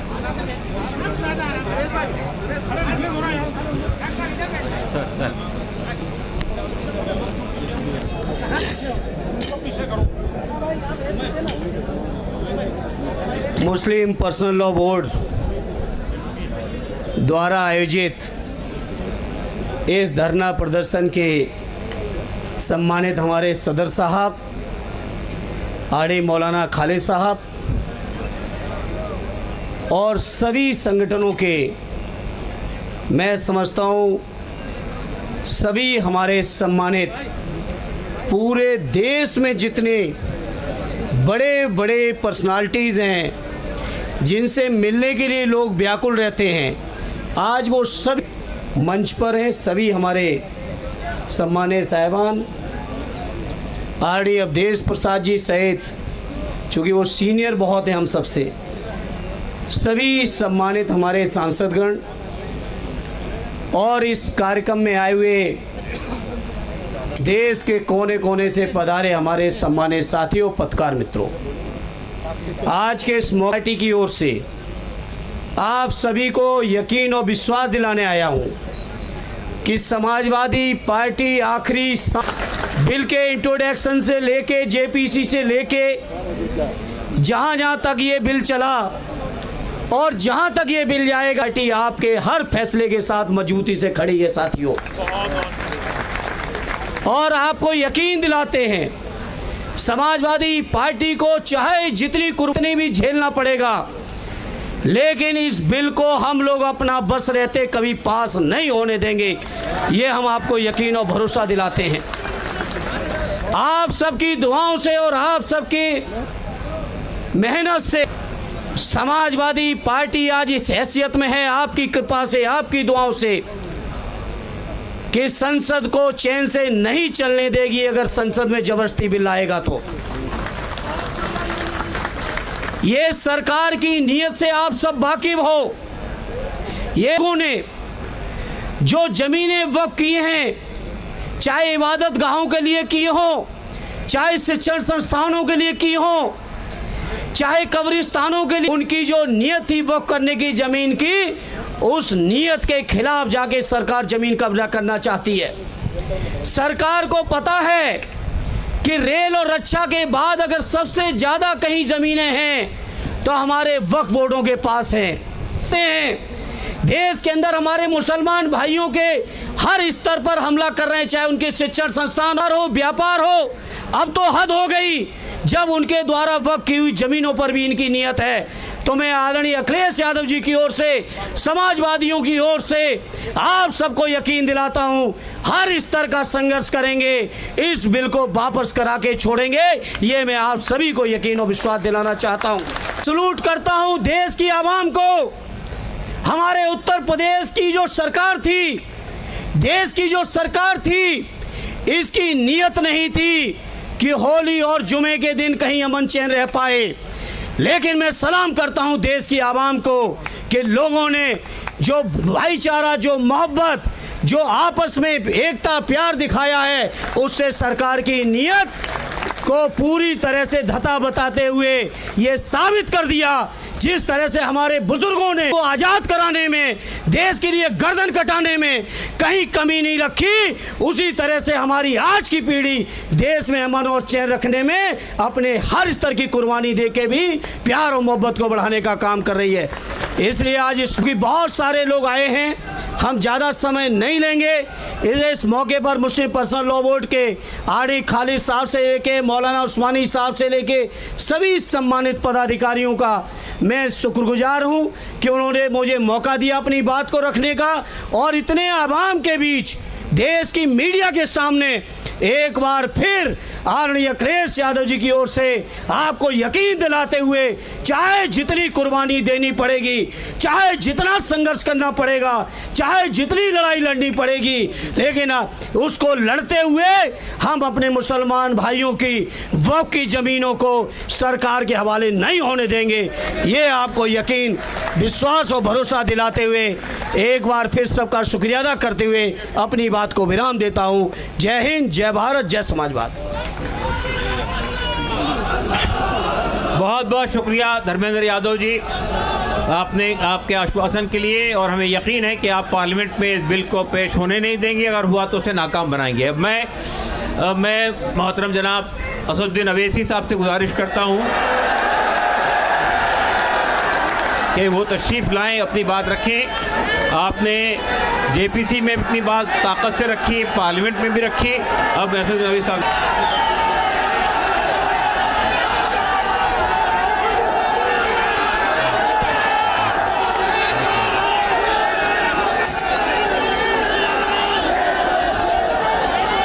बिस्मिल्लाहिर्रहमानिर्रहीम। अस्सलाम वालेकुम वरहमतुल्लाहि वबरकातुहू। सदर मोहतरम ऑल इंडिया मुस्लिम पर्सनल हज़रत मौलाना खालिद सैफुल्लाह रहमानी साहब, शह नशीन व तशरीफ़ फरमा कौम और मिलत के तंजीमों के ज़िम्मेदारान, मेरे साथी अरकान पार्लिमान, दीगर सियासी पार्टी के ज़िम्मेदार, मोअज़्ज़िज़ हाज़रीन इकराम, बुज़ुर्गान कौम और मिलत, मैं सिर्फ़ आपके सामने ये अर्ज़ करना चाह रहा हूँ कि नरेंद्र मोदी की हुकूमत वक्फ बिल को लाकर क़ानून बनाने की जो कोशिशें कर रही है, उनका मकसद एक ही है, वज़ीर आज़म का मकसद एक ही है कि मस्जिद और मंदिर के नाम पर आवाम हमेशा लड़ते रहे, और उस बिल का मकसद ये नहीं है कि वक्फ की जायदादों को मजबूत किया जाए। आप ख़ुद अंदाज़ा लगाइए कि हिंदू धर्म के एक बहुत बड़े ज्यूरिस्ट हैं, BK मुखर्जी की किताब में लिखा गया कि हिंदू धर्म में बाय कस्टम बाय यूसेज वो मंदिर की जायदाद बन सकती है। तो नरेंद्र मोदी वक्फ के वक्फ बाय यूज़र को इस तरह से ख़त्म कर रहे हैं कि अगर कोई डिस्प्यूट होगा या गवर्नमेंट प्रॉपर्टी होगी तो वक्फ बाय यूज़र नहीं रहेगा। दिल्ली में 123 वक्फ की जायदादें हैं जिस पर मरकज़ी हुकूमत का कि ये गवर्नमेंट की प्रॉपर्टी है। कलेक्टर को इख्तियार देने का मतलब यही है कि कलेक्टर हुकूमत के हक़ में फ़ैसला देगा। जिस मस्जिद के इमाम हमारे भाई मरकज़ी हुकूमत कहती है कि वो गवर्नमेंट की प्रॉपर्टी है, अगर कल खुदा ना खास्ता ये क़ानून बनेगा तो कोई भी जाकर मरकज़ी हुकूमत की तरफ से, दिल्ली सरकार की तरफ से वहाँ पर एक नोटिस लगा देगा कि ये वक्फ की प्रॉपर्टी। हिबा को निकाल रहे हैं, ट्रांसफ़र ऑफ प्रॉपर्टी में हिबा है, मगर कोई गिफ्ट नहीं कर सकता वक्फ की जायदाद को। नरेंद्र मोदी आजकल भारत के हमारे फजीलतुश शेख बने हुए हैं और ये बता रहे हैं कि अगर कोई मुसलमान होता है तो उसको 5 साल तक वो वक्फ को नहीं दे सकता है। ये कहाँ से इनको मालूम हुआ, कौन से फ़िक़्ह ये की किताब में लिखा गया? तो इनका मकसद एक ही है कि भारत के मुसलमानों से उनकी सियासी और मजहबी शनाख्त को छीन लिया जाए। मैं आपको छीनना, इवैक्यू प्रॉपर्टीज़ को छीन लेना, ये मकसद नरेंद्र मोदी की हुकूमत का है। और हम कॉशन कर रहे हैं चंद्रबाबू नायडू को, हमारे पासवान साहब को और नीतीश कुमार तक कायम रहेगी अगर आप इस वक्त नाजुक वक्त में इस बिल की तायीद करेंगे तो आपको मुसलमान कभी नहीं माफ़ करेगा, क्योंकि आपकी तायीद की वजह से ये बिल क़ानून बनेगा। इसलिए हम उनसे भी कह रहे हैं कि आप इस गैर अनकॉन्स्टिट्यूशनल बिल की तायीद मत करिए। हमारा मुतालबा सिर्फ यही है, अगर हिंदू धर्म की प्रॉपर्टीज़ में, मंदिरों में, सिखों के गुरुद्वारा में कोई गैर सिख या गैर हिंदू मेंबर नहीं बन सकता तो मुसलमान के इस वक्त में क्यों बन सकता है। तो ये तमाम चीज़ें हैं। हम उम्मीद करते हैं कि हुकूमत इसका नोटिस लेगी। अगर नरेंद्र मोदी इस मुल्क के अमन को ख़राब करना चाहती हैं, वो मस्जिदों और मंदिरों के झगड़ों में जारी होगी। मैं यहाँ पर शुक्रिया अदा करना चाहूँगा हमारे जॉइंट वर्किंग कमेटी पार्लियामेंट के तमाम अरकान का, और ख़ास तौर से कल्याण बनर्जी साहब का, टीएमसी के राजा साहब का, डीएमके का, हमारे नासिर भाई का और मुहिबुल्ला नदवी साहब का। हमने तमाम बड़ी कोशिशें की, हमने अपनी अपनी डिसेंट रिपोर्ट को दिया। और हिंदुस्तान ईदगाह और तमाम वो इदारे हैं जो वक्फ से जुड़े हुए हैं, उनको छीनने का एक काम करने वाली बिल है। हम कांग्रेस पार्टी ये मानती है कि नरेंद्र मोदी की सरकार हमारे कॉन्स्टिट्यूशन के ऊपर लगातार अटैक कर रही है, कॉन्स्टिट्यूशन को बदलने का दावा कर रही थी। अगर 2024 के इलेक्शन में अगर इनको 400 से ज़्यादा सीट आते तो ये संविधान बदलने का काम करती, क्योंकि ये संविधान बदल नहीं सकती, क्योंकि हिंदुस्तान का कैरेक्टर ऐसा है, सोशल फैब्रिक ऐसा है, यहाँ पे उतने सीट इनको मिल नहीं सकते। इसीलिए ये चुन चुन के उन तमाम प्रोविजंस को जो अलग अलग मजहब के लोगों को बराबरी का हक देता है, वो तमाम प्रोविजंस को ख़त्म करने का काम कर रही है।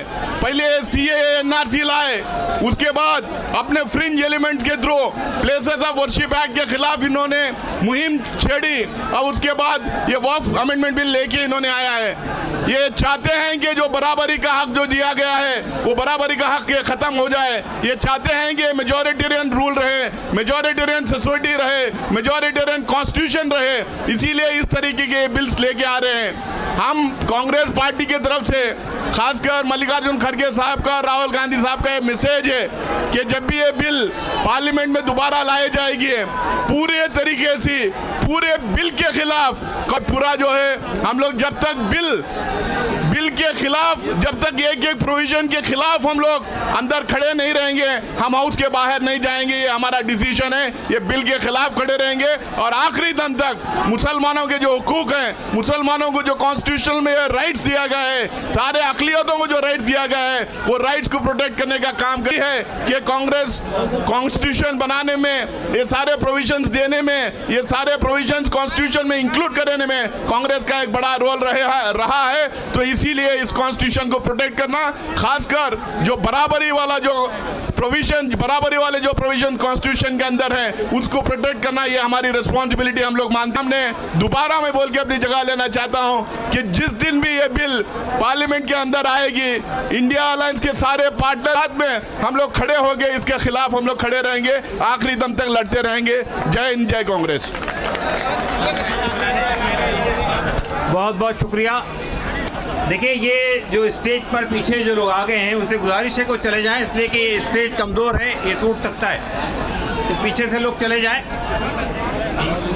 देखिए, बहुत खुशी की बात है कि कई मेंबरान पार्लियामेंट इस दरमियान में आए हैं। मोहतरमा महुआ मित्रा साहब तशरीफ़ लाई है TMC से। मैं उनसे गुजारिश करता हूं कि वो तशरीफ़ लाएँ, अपनी बात रखें, क्योंकि हमारे पास बहुत कम वक्त रह गया है। अब शायद 2-2 मिनट ही लोगों से मैं इज़हार ख्याल करवाना पड़ेगा। मोहतरमा महुआ मित्रा साहिबा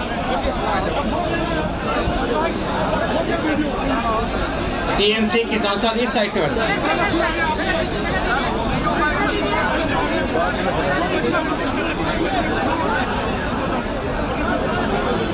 आवाज़ किसी की नहीं आ रही थी।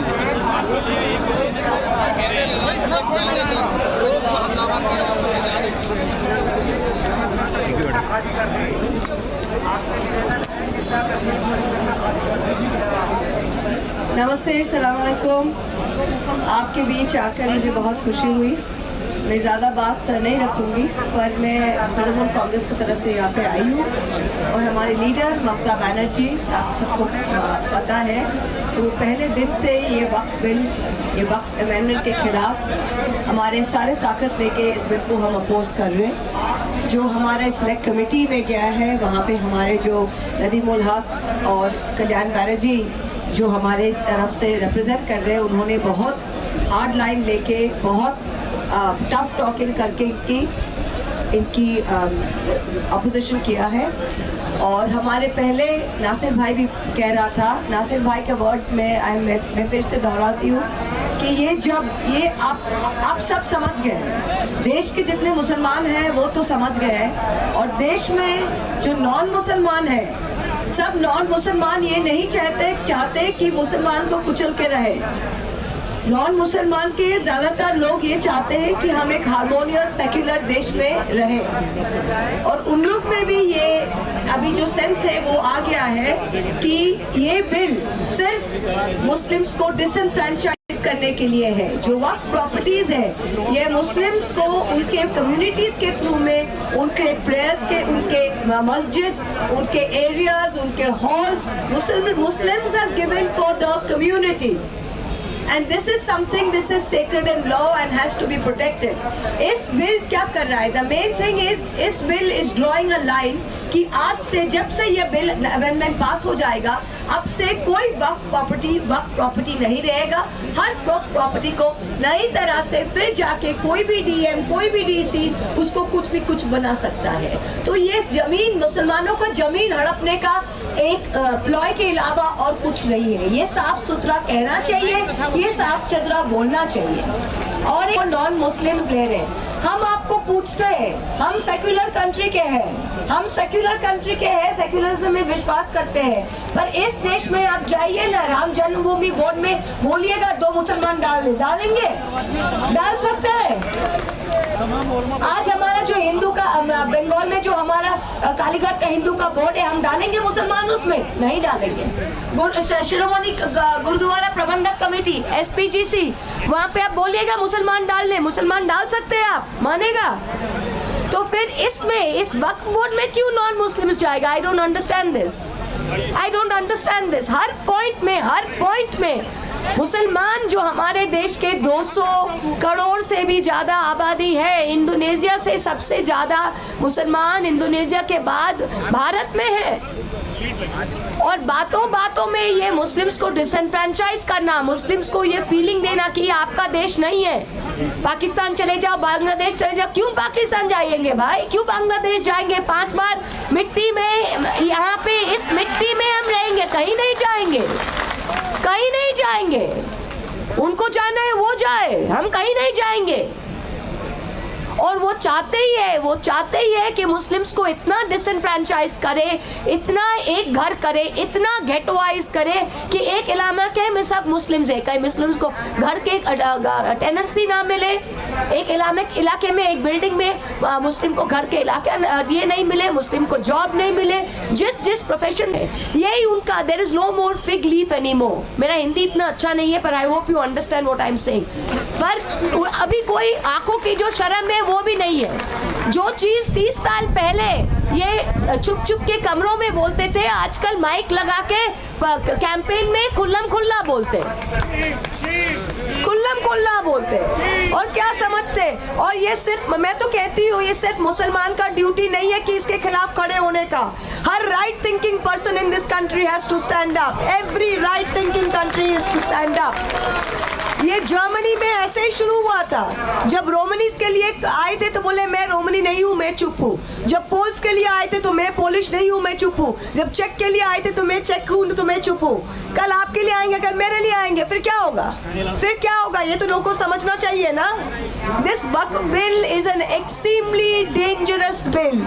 ये bill in its present form ये बुलडोज करके ला तो सकते हैं, पर लाने के बाद जब ये पार्लियामेंट में आएगा, हम सारे पार्टीज इसका बहुत सख्त विरोध करेंगे। And we will never allow the implementation of this, we will never allow the disenfranchisement of this.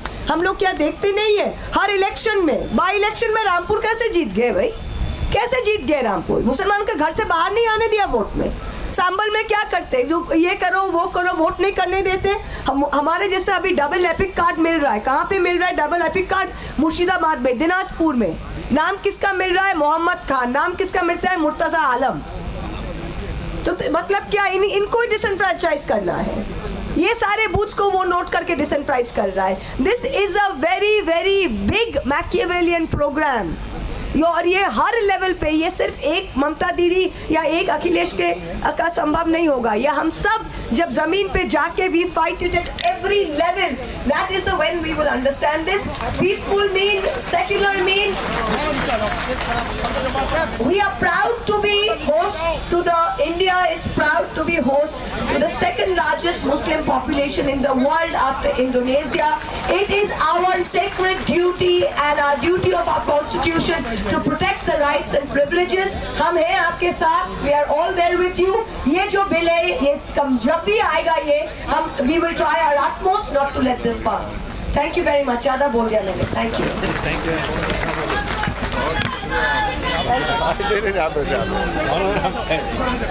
देखिए, हमारे पास में अब बहुत कम वक्त रह गया है। मौलाना कलवे जवाद साहब भी तशरीफ ला रहे हैं।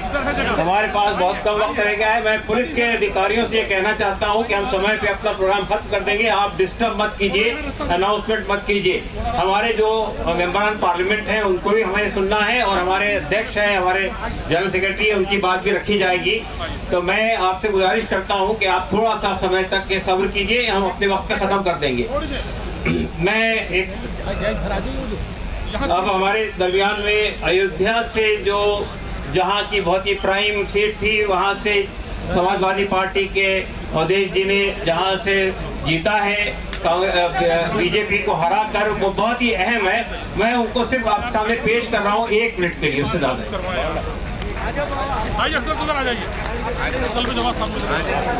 इधर जगह है, आ जाइए इधर, आ जाइए भाई। आपकी बात सही है, अभी हम थोड़ी देर में खत्म कर रहे हैं। कम समय में। हेलो, आज इस बहुत अहम मामले पर देश के तमाम आप हजरात आए हैं, आपका स्वागत करता हूं, अभिनंदन करता हूं। समाजवादी पार्टी का इस बिल के बारे में हमारे नेता माननीय अखिलेश यादव जी का क्या स्टैंड है, हमारे नेता धर्मेंद्र जी ने स्पष्ट कर दिया है। हमें केवल इतना कहना है कि अयोध्या की महान जनता ने पूरे देश को संदेश दिया है कि इस देश में सांप्रदायिकता नहीं चलेगी, इस देश में आपसदारी और भाईचारा चलेगा। और मुझे चौवन फैजाबाद जो अयोध्या की सीट है, जिस पर भारतीय जनता पार्टी को बड़ा घमंड था, सारे घमंड को तोड़ दिया है। लेकिन आज अफसोस के साथ कहना पड़ रहा है कि मोदी जी की जो सरकार है इस देश में अमन चैन को तोड़ना चाहती है, संविधान को तोड़ना चाहती है। संविधान के प्रीम्बिल में लिखा है बाबा साहब भीमराव अम्बेडकर ने, जो संविधान की आत्मा है। और अभी होली का त्योहार में जिस तरह से पाबंदी लगाई गई थी नमाज पढ़ने का, ये असंवैधानिक था, संविधान के खिलाफ था, संविधान की आत्मा के खिलाफ था। इसी तरह से बिल जो लाया गया है, हमारे नेता माननीय अखिलेश यादव जी ने अयोध्या में जो जमीनें ली जा रही थी, उन जमीनों के बारे में स्पष्ट निर्देश दिया है। वही मंशा आज ये कर रहे हैं। दुनिया की कोई ताकत इस बिल को पास नहीं होने देगी। हमारी पार्टी, हमारे नेता माननीय अखिलेश यादव का, हम लोगों का स्टैंड क्लियर है। किसी भी कीमत पर इस बिल को पास नहीं होने देंगे, चाहे जितनी कुर्बानी करना पड़े। आप हजरात ने मुझे देश के सामने अपनी बात रखने का समय दिया, आपके प्रति बहुत आभारी है। फिर इस विचार के साथ कि दुनिया की कोई ताकत इस बिल को पास नहीं होने देगी, हम लोग हर कुर्बानी देने के लिए माननीय अखिलेश यादव जी के नेतृत्व में काम करेंगे। आप सबको बहुत बहुत धन्यवाद। मैं 1 मिनट के लिए मौलाना मोहिबुल्लाह नदवी साहब से गुजारिश करता हूँ कि वो अपनी बात रखें। हमारे पास में सिर्फ 15 मिनट बाकी हैं। 1 मिनट के लिए 2 बजे तक है अदीब। हाँ, टाइम 2 बजे तक चलेगा। 2 बजे तक ये सलमान खुर्शीद साहब का क्या अस्सलामु अलैकुम वरहमतुल्लाहि वबरकातुहू। अल्हम्दुलिल्लाहि रब्बिल आलमीन वस्सलातु वस्सलामु अला सय्यिदिल अंबिया वल मुरसलीन मुहम्मदिन व आलिहि वसहबिहि अजमईन। मोहतरम आली जनाब सदर मोहतरम all India Muslim personal law board और दीगर तमाम मजहबी सियासी रहनुमा, तमाम पार्टियों के इंडिया अलायंस के रहनुमा और हमारी पार्टी के सीनियर रहनुमा जितने यहाँ मौजूद हैं और आप तमाम मीडिया के सामने मैं इस बात का ऐलान करता हूँ अपनी पार्टी की तरफ से और सारे हिंदुस्तान की उन दबी कुचली तमाम आवाज़ों की तरफ से जिन्हें आरएसएस ने सैकड़ों साल से जिनको दबाकर कुचल कर रखा है और अब वो संविधान को कुचलना चाहते हैं, बिल्डोज करना चाहते हैं। समाजवादी पार्टी ने माननीय अखिलेश यादव जी ने पहले दिन ही जब ये बिल लाया गया था साफ साफ कह दिया था कि ये कॉन्स्टिट्यूशन संविधान पर सबसे बड़ा होने वाला आजादी के बाद हमला है, हम इसको कभी बर्दाश्त नहीं कर सकते। दलितों के ऊपर जो अत्याचार हो रहा है, आदिवासियों के हुकूक जो खत्म हो रहे हैं और सिखों के मामलात में जो दखल अंदाजी हो रही है, ये क्या तमाशा रखा है? आप समझते हैं हम कब तक बर्दाश्त करेंगे? देश की जनता के लोग, देश की जनता के मूड को पहचानिए। सारा ईवीएम से नहीं चलेगा, मुल्क संविधान से चलेगा। अगर कोई इस गलत फहमी में है तो उसको गलत फहमी दूर कर लेनी चाहिए। 24 के पैगाम ने, इंतखाब ने पैगाम दिया है। मुसलमानों के साथ मैं अपनी बात खत्म कर रहा हूँ। जिस तरह से मजाक किया जा रहा है कि उनके मजहबी मामलात में दखल अंदाजी की जा रही है, ये बीजेपी वो पार्टी है जो एक मुसलमान को सारे मुल्क में एक सीट लोकसभा की नहीं दे सकती। वो वक्त की रक्षा क्या करेगी, हिफाजत क्या करेगी? ये वो लोग हैं कि जिनके मिनिस्टर के सामने लंदन की सड़कों पर देश का अपमान हो और इनके चेहरे पर कोई रंगत इनकी बदले ना, कोई उस पर स्टेटमेंट आए। ये कौन लोग हैं? देश की जमीन अरुणाचल और हिमाचल में खिसक रही है जमीन, उसके ऊपर सरकार ने आके बदली है। ये सिर्फ हिंदू मुस्लिम इशू को उठाकर लड़ाकर अपनी सरकार को मजबूत करना चाहते हैं। मैं अपनी बात को खत्म कर रहा हूँ इस पैगाम के साथ कि ये लड़ाई लंबी है। ये लड़ाई उन अंग्रेजों के गुलामों से है जिन्होंने देश के साथ कभी अहदे वफा नहीं किया, और ये देश के उन वफादारों से है जिन्होंने 100 साल तक देश की धरती को बचाने के लिए, देश की इज्जत और वकार को बचाने के लिए अपनी जानों की कुर्बानियां दी हैं। लेकिन मैं एक मशकूर भी हूँ, मोदी सरकार और आरएसएस का मशकूर भी हूँ, शुक्रिया भी अदा करता हूँ कि उन्होंने देश की सोई हुई आवाम को जगाने का काम किया है। अब बात असल मुद्दों पर होगी, लड़ाई झगड़े की बात नहीं होगी। ये होली के अवसर पर बहुत लोगों ने चाहा लेकिन कामयाबी नहीं मिली, इसलिए कि हिंदू मुसलमान अब ये चाहते हैं कि इत्तेहाद के साथ, मोहब्बत और भाईचारे के साथ मुद्दों पर देश की तरक्की के लिए बात होगी। अब नफरत की सियासत इस मुल्क में बंद होगी और वक्फ बोर्ड एक बड़ा इशू है। इस पर हम सब लोग, सारे हिंदू मुसलमान सिख ईसाई सब मुत्तहिद हैं। अगर हिंदू इंडोमेंट में किसी क्रिश्चियन का दाखिला नहीं हो सकता, हत्ता के मामला ये है कि हमारे दलित भाइयों को भी दाखिला नहीं मिलता है, मंदिर धोए जाते हैं, तो आप कैसे मुस्लिमों को वक्फ बोर्ड में शामिल कर रहे हो? आर्टिकल 26 का उल्लंघन कर रहे हो, इसको बर्दाश्त नहीं किया जाएगा। मैं अपनी बात को खत्म करता हूँ। बहुत शुक्रिया।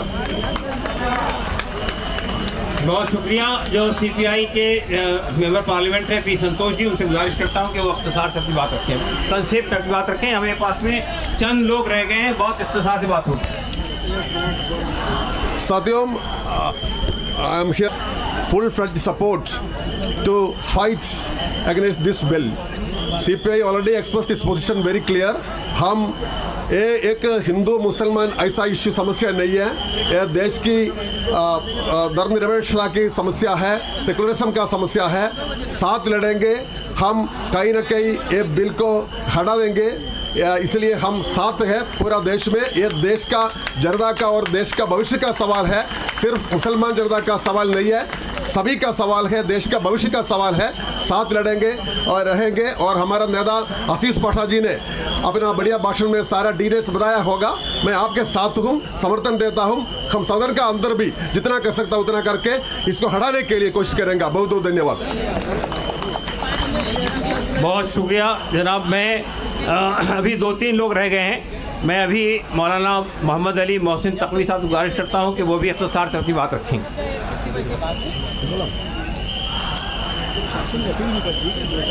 बिस्मिल्लाहिर्रहमानिर्रहीम। हजरात, आपके इस जोश व जज्बे को देखते हुए बहरहाल मैं भरपूर एतमाद और यकीन के साथ कह सकता हूँ कि कामयाबी आपके कदम चूमने जा रही है। ये आपका जोश ईमानी है कि जो आपको यहाँ लेके आया है, वरना माह मुबारक रमज़ान में रोज़े की हालत में आपसे अगर ये कहा जाता कि आप महंगाई के ख़िलाफ़ आंदोलन में जो है धरना देने के लिए चलिए, आप कभी नहीं आने वाले थे। आपसे, हालांकि ऐसा नहीं है कि ये महंगाई जो है वो मसला नहीं है, बहुत बड़ा मसला है। और सरकार की देखिए जहाँ तक वो यानी पॉलिसी है कि मुसलमानों की ज़मीनों को, मुसलमानों की मस्जिदों को छीन लें, वहीं एक उसका एक अहम मकसद ये भी है कि उसकी नाकामियाँ जो हैं वो इस तरह के मुद्दों से जो है वो छिपाई जा सके। ये सिर्फ इसी मकसद के लिए हो रहा। तो बहरहाल ये हमारे ईमान से जुड़ा हुआ मसला है और हमारे यकीन से जुड़ा हुआ मसला है। देखिए, ये मस्जिदों के एहतराम, बारगाहें और दरगाहों का तक़द्दुस, उसकी जंग है। लिहाजा हमारे ईमान की जंग है और हम जब तक इस जंग को कामयाबी के साथ सर नहीं कर लेंगे उस वक्त तक खामोश भी नहीं बैठेंगे। सल्लल्लाहु। शुक्रिया। मैं मौलाना कल्बे जवाद साहब से गुजारिश करता हूँ कि वो 1 मिनट प्रति बात रखें। मौलाना टाइम नहीं है, वो पुलिस वाले बहुत परेशान कर रहे हैं।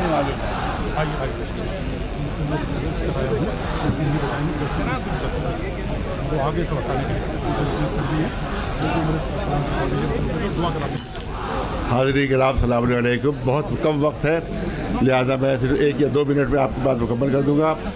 ये कहा जा रहा है वक्फ बिल और वक्फ की उत्थान के लिए और तरक्की के लिए बिल है ये, तो मैं अर्ज़ करूँगा, मैंने पहले ही दिन कह दिया था ये वक्फ बिल नहीं है बल्कि सांप का बिल है।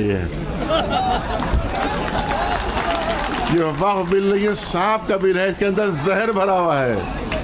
ये सिर्फ और सिर्फ मुसलमानों को नुकसान पहुँचाने के लिए बिल बनाया गया है और सिर्फ तबाही और बर्बादी के लिए बिल बनाया गया है और कट्टरवादियों को खुश करने के लिए बिल बनाया गया है। आप याद रखें, इनकी बड़ी गलत फहमी है, ये समझते हैं नफ़रत के ज़रिए से इलेक्शन जीतेंगे। हिंदुस्तान मोहब्बत की ज़मीन है, मोहब्बत की ज़मीन है। यहाँ अगर नफ़रत का बीज बोओगे तो बीज सड़ जाएगा। वो यहाँ मोहब्बत की खेती फलती है। लिहाजा आप मोहब्बत का पैगाम दीजिए, नफ़रत का पैगाम न दीजिए। बस जल्दी से 2 जुमले कहा गया, अभी कहा गया कि साहब वो जो है बड़ा गरीबों की मदद होगी, गरीबों की मदद होगी। तो मैंने कहा कि 1000 टन सोना मंदिरों के अंदर रखा हुआ है। 1000 टन सोना। अगर गरीबों से मोहब्बत है तो ये डम सोना जो है ये गरीबों में बांट दो तो सारे हिंदुस्तान के गरीब धनवान हो जाएंगे।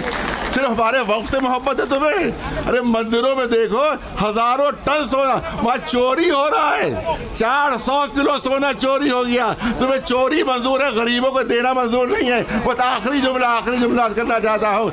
ये कहा गया कि फ़ायदा होगा, इस पर एक्ट में ये है, एक्ट में कि गवर्नमेंट के पास जितनी भी ज़मीनें वक्फ की हैं वो गवर्नमेंट की हो जाएंगी। इसका मतलब है कि चोर को चोरी का माल मिल जाएगा। ये कौन सा कानून है कि वो चुरा भी रहे हो और कह रहे हो चोरी के माल ही हमारा हो जाएगा? इससे बड़ा नुकसान और क्या हो सकता है? आप अपना धरना जारी रखिए, आप अपना आंदोलन जारी रखिए। अस्सई मिन्नी व इत्माम मिनल्लाह। कोशिश हमारा काम है, फतह देना अल्लाह का काम है। इंशाअल्लाह हमें फतह मिलेगी, कामयाबी मिलेगी। दुश्मन शिकस्त खाएगा इंशाअल्लाह बेहक़ मोहम्मद व आले मोहम्मद। ठीक, जज़ाकल्लाह। माफ़ कीजिएगा आसिम भाई, 1 मिनट में पप्पू यादव जी 1 मिनट दुआ देंगे। अच्छा, पप्पू यादव जी आए हैं, ठीक है। अस्सलाम वालेकुम, रमज़ान मुबारक हो। पहले इस देश के सनातन को मानने वाले के करोड़ों लोगों को बधाई। और इनकी साजिश बेनकाब हो गई। ये मैं दिल की गहराइयों से कह रहा हूँ। इसीलिए मोदी जी से एक आग्रह है, मैं ज़्यादा नहीं कहूँगा। अभी लोग कह रहे थे कि ये राजनीतिक प्रोटेस्ट है। मैंने कहा मंडल का भी प्रोटेस्ट था, कमंडल का भी प्रोटेस्ट था, बीना आंदोलन था, जाट आंदोलन था, गुजरात आंदोलन था, गुजर आंदोलन थे, आरक्षण आंदोलन हुए। सभी तरह के विचार और आज़ादी से जीने के लोगों के लिए जब हमारे ही देश में संविधान से ऊपर कोई व्यक्ति और कोई शासन हो जाए तो मरता क्या नहीं करता। हमारे पास मरने का जज्बा है। मैंने बार बार कहा है कि जहाँ रोशनी है वहाँ अंधकार नहीं है, और जहाँ अंधकार है वहाँ रोशनी नहीं है। जहाँ डर है वहाँ इस्लाम नहीं है, जहाँ इस्लाम है वहाँ डर नहीं है। क्योंकि फिर कोई कुछ हो बोल देगा मेरे बारे में, बोलेगा हम मुसलमान की भाषा अच्छी बात करते हैं और सच्चाई के साथ बोलते हैं, भीतर कुछ भी नहीं रहता। मुद्दों पर चाहे ST/SC का सवाल हो, मैं हमेशा कहता हूँ मोदी जी को मुसलमान से नफरत नहीं है। अरब में जाके वो सिर झुकाते हैं, महबूबा साहब से वो मोहब्बत करते हैं।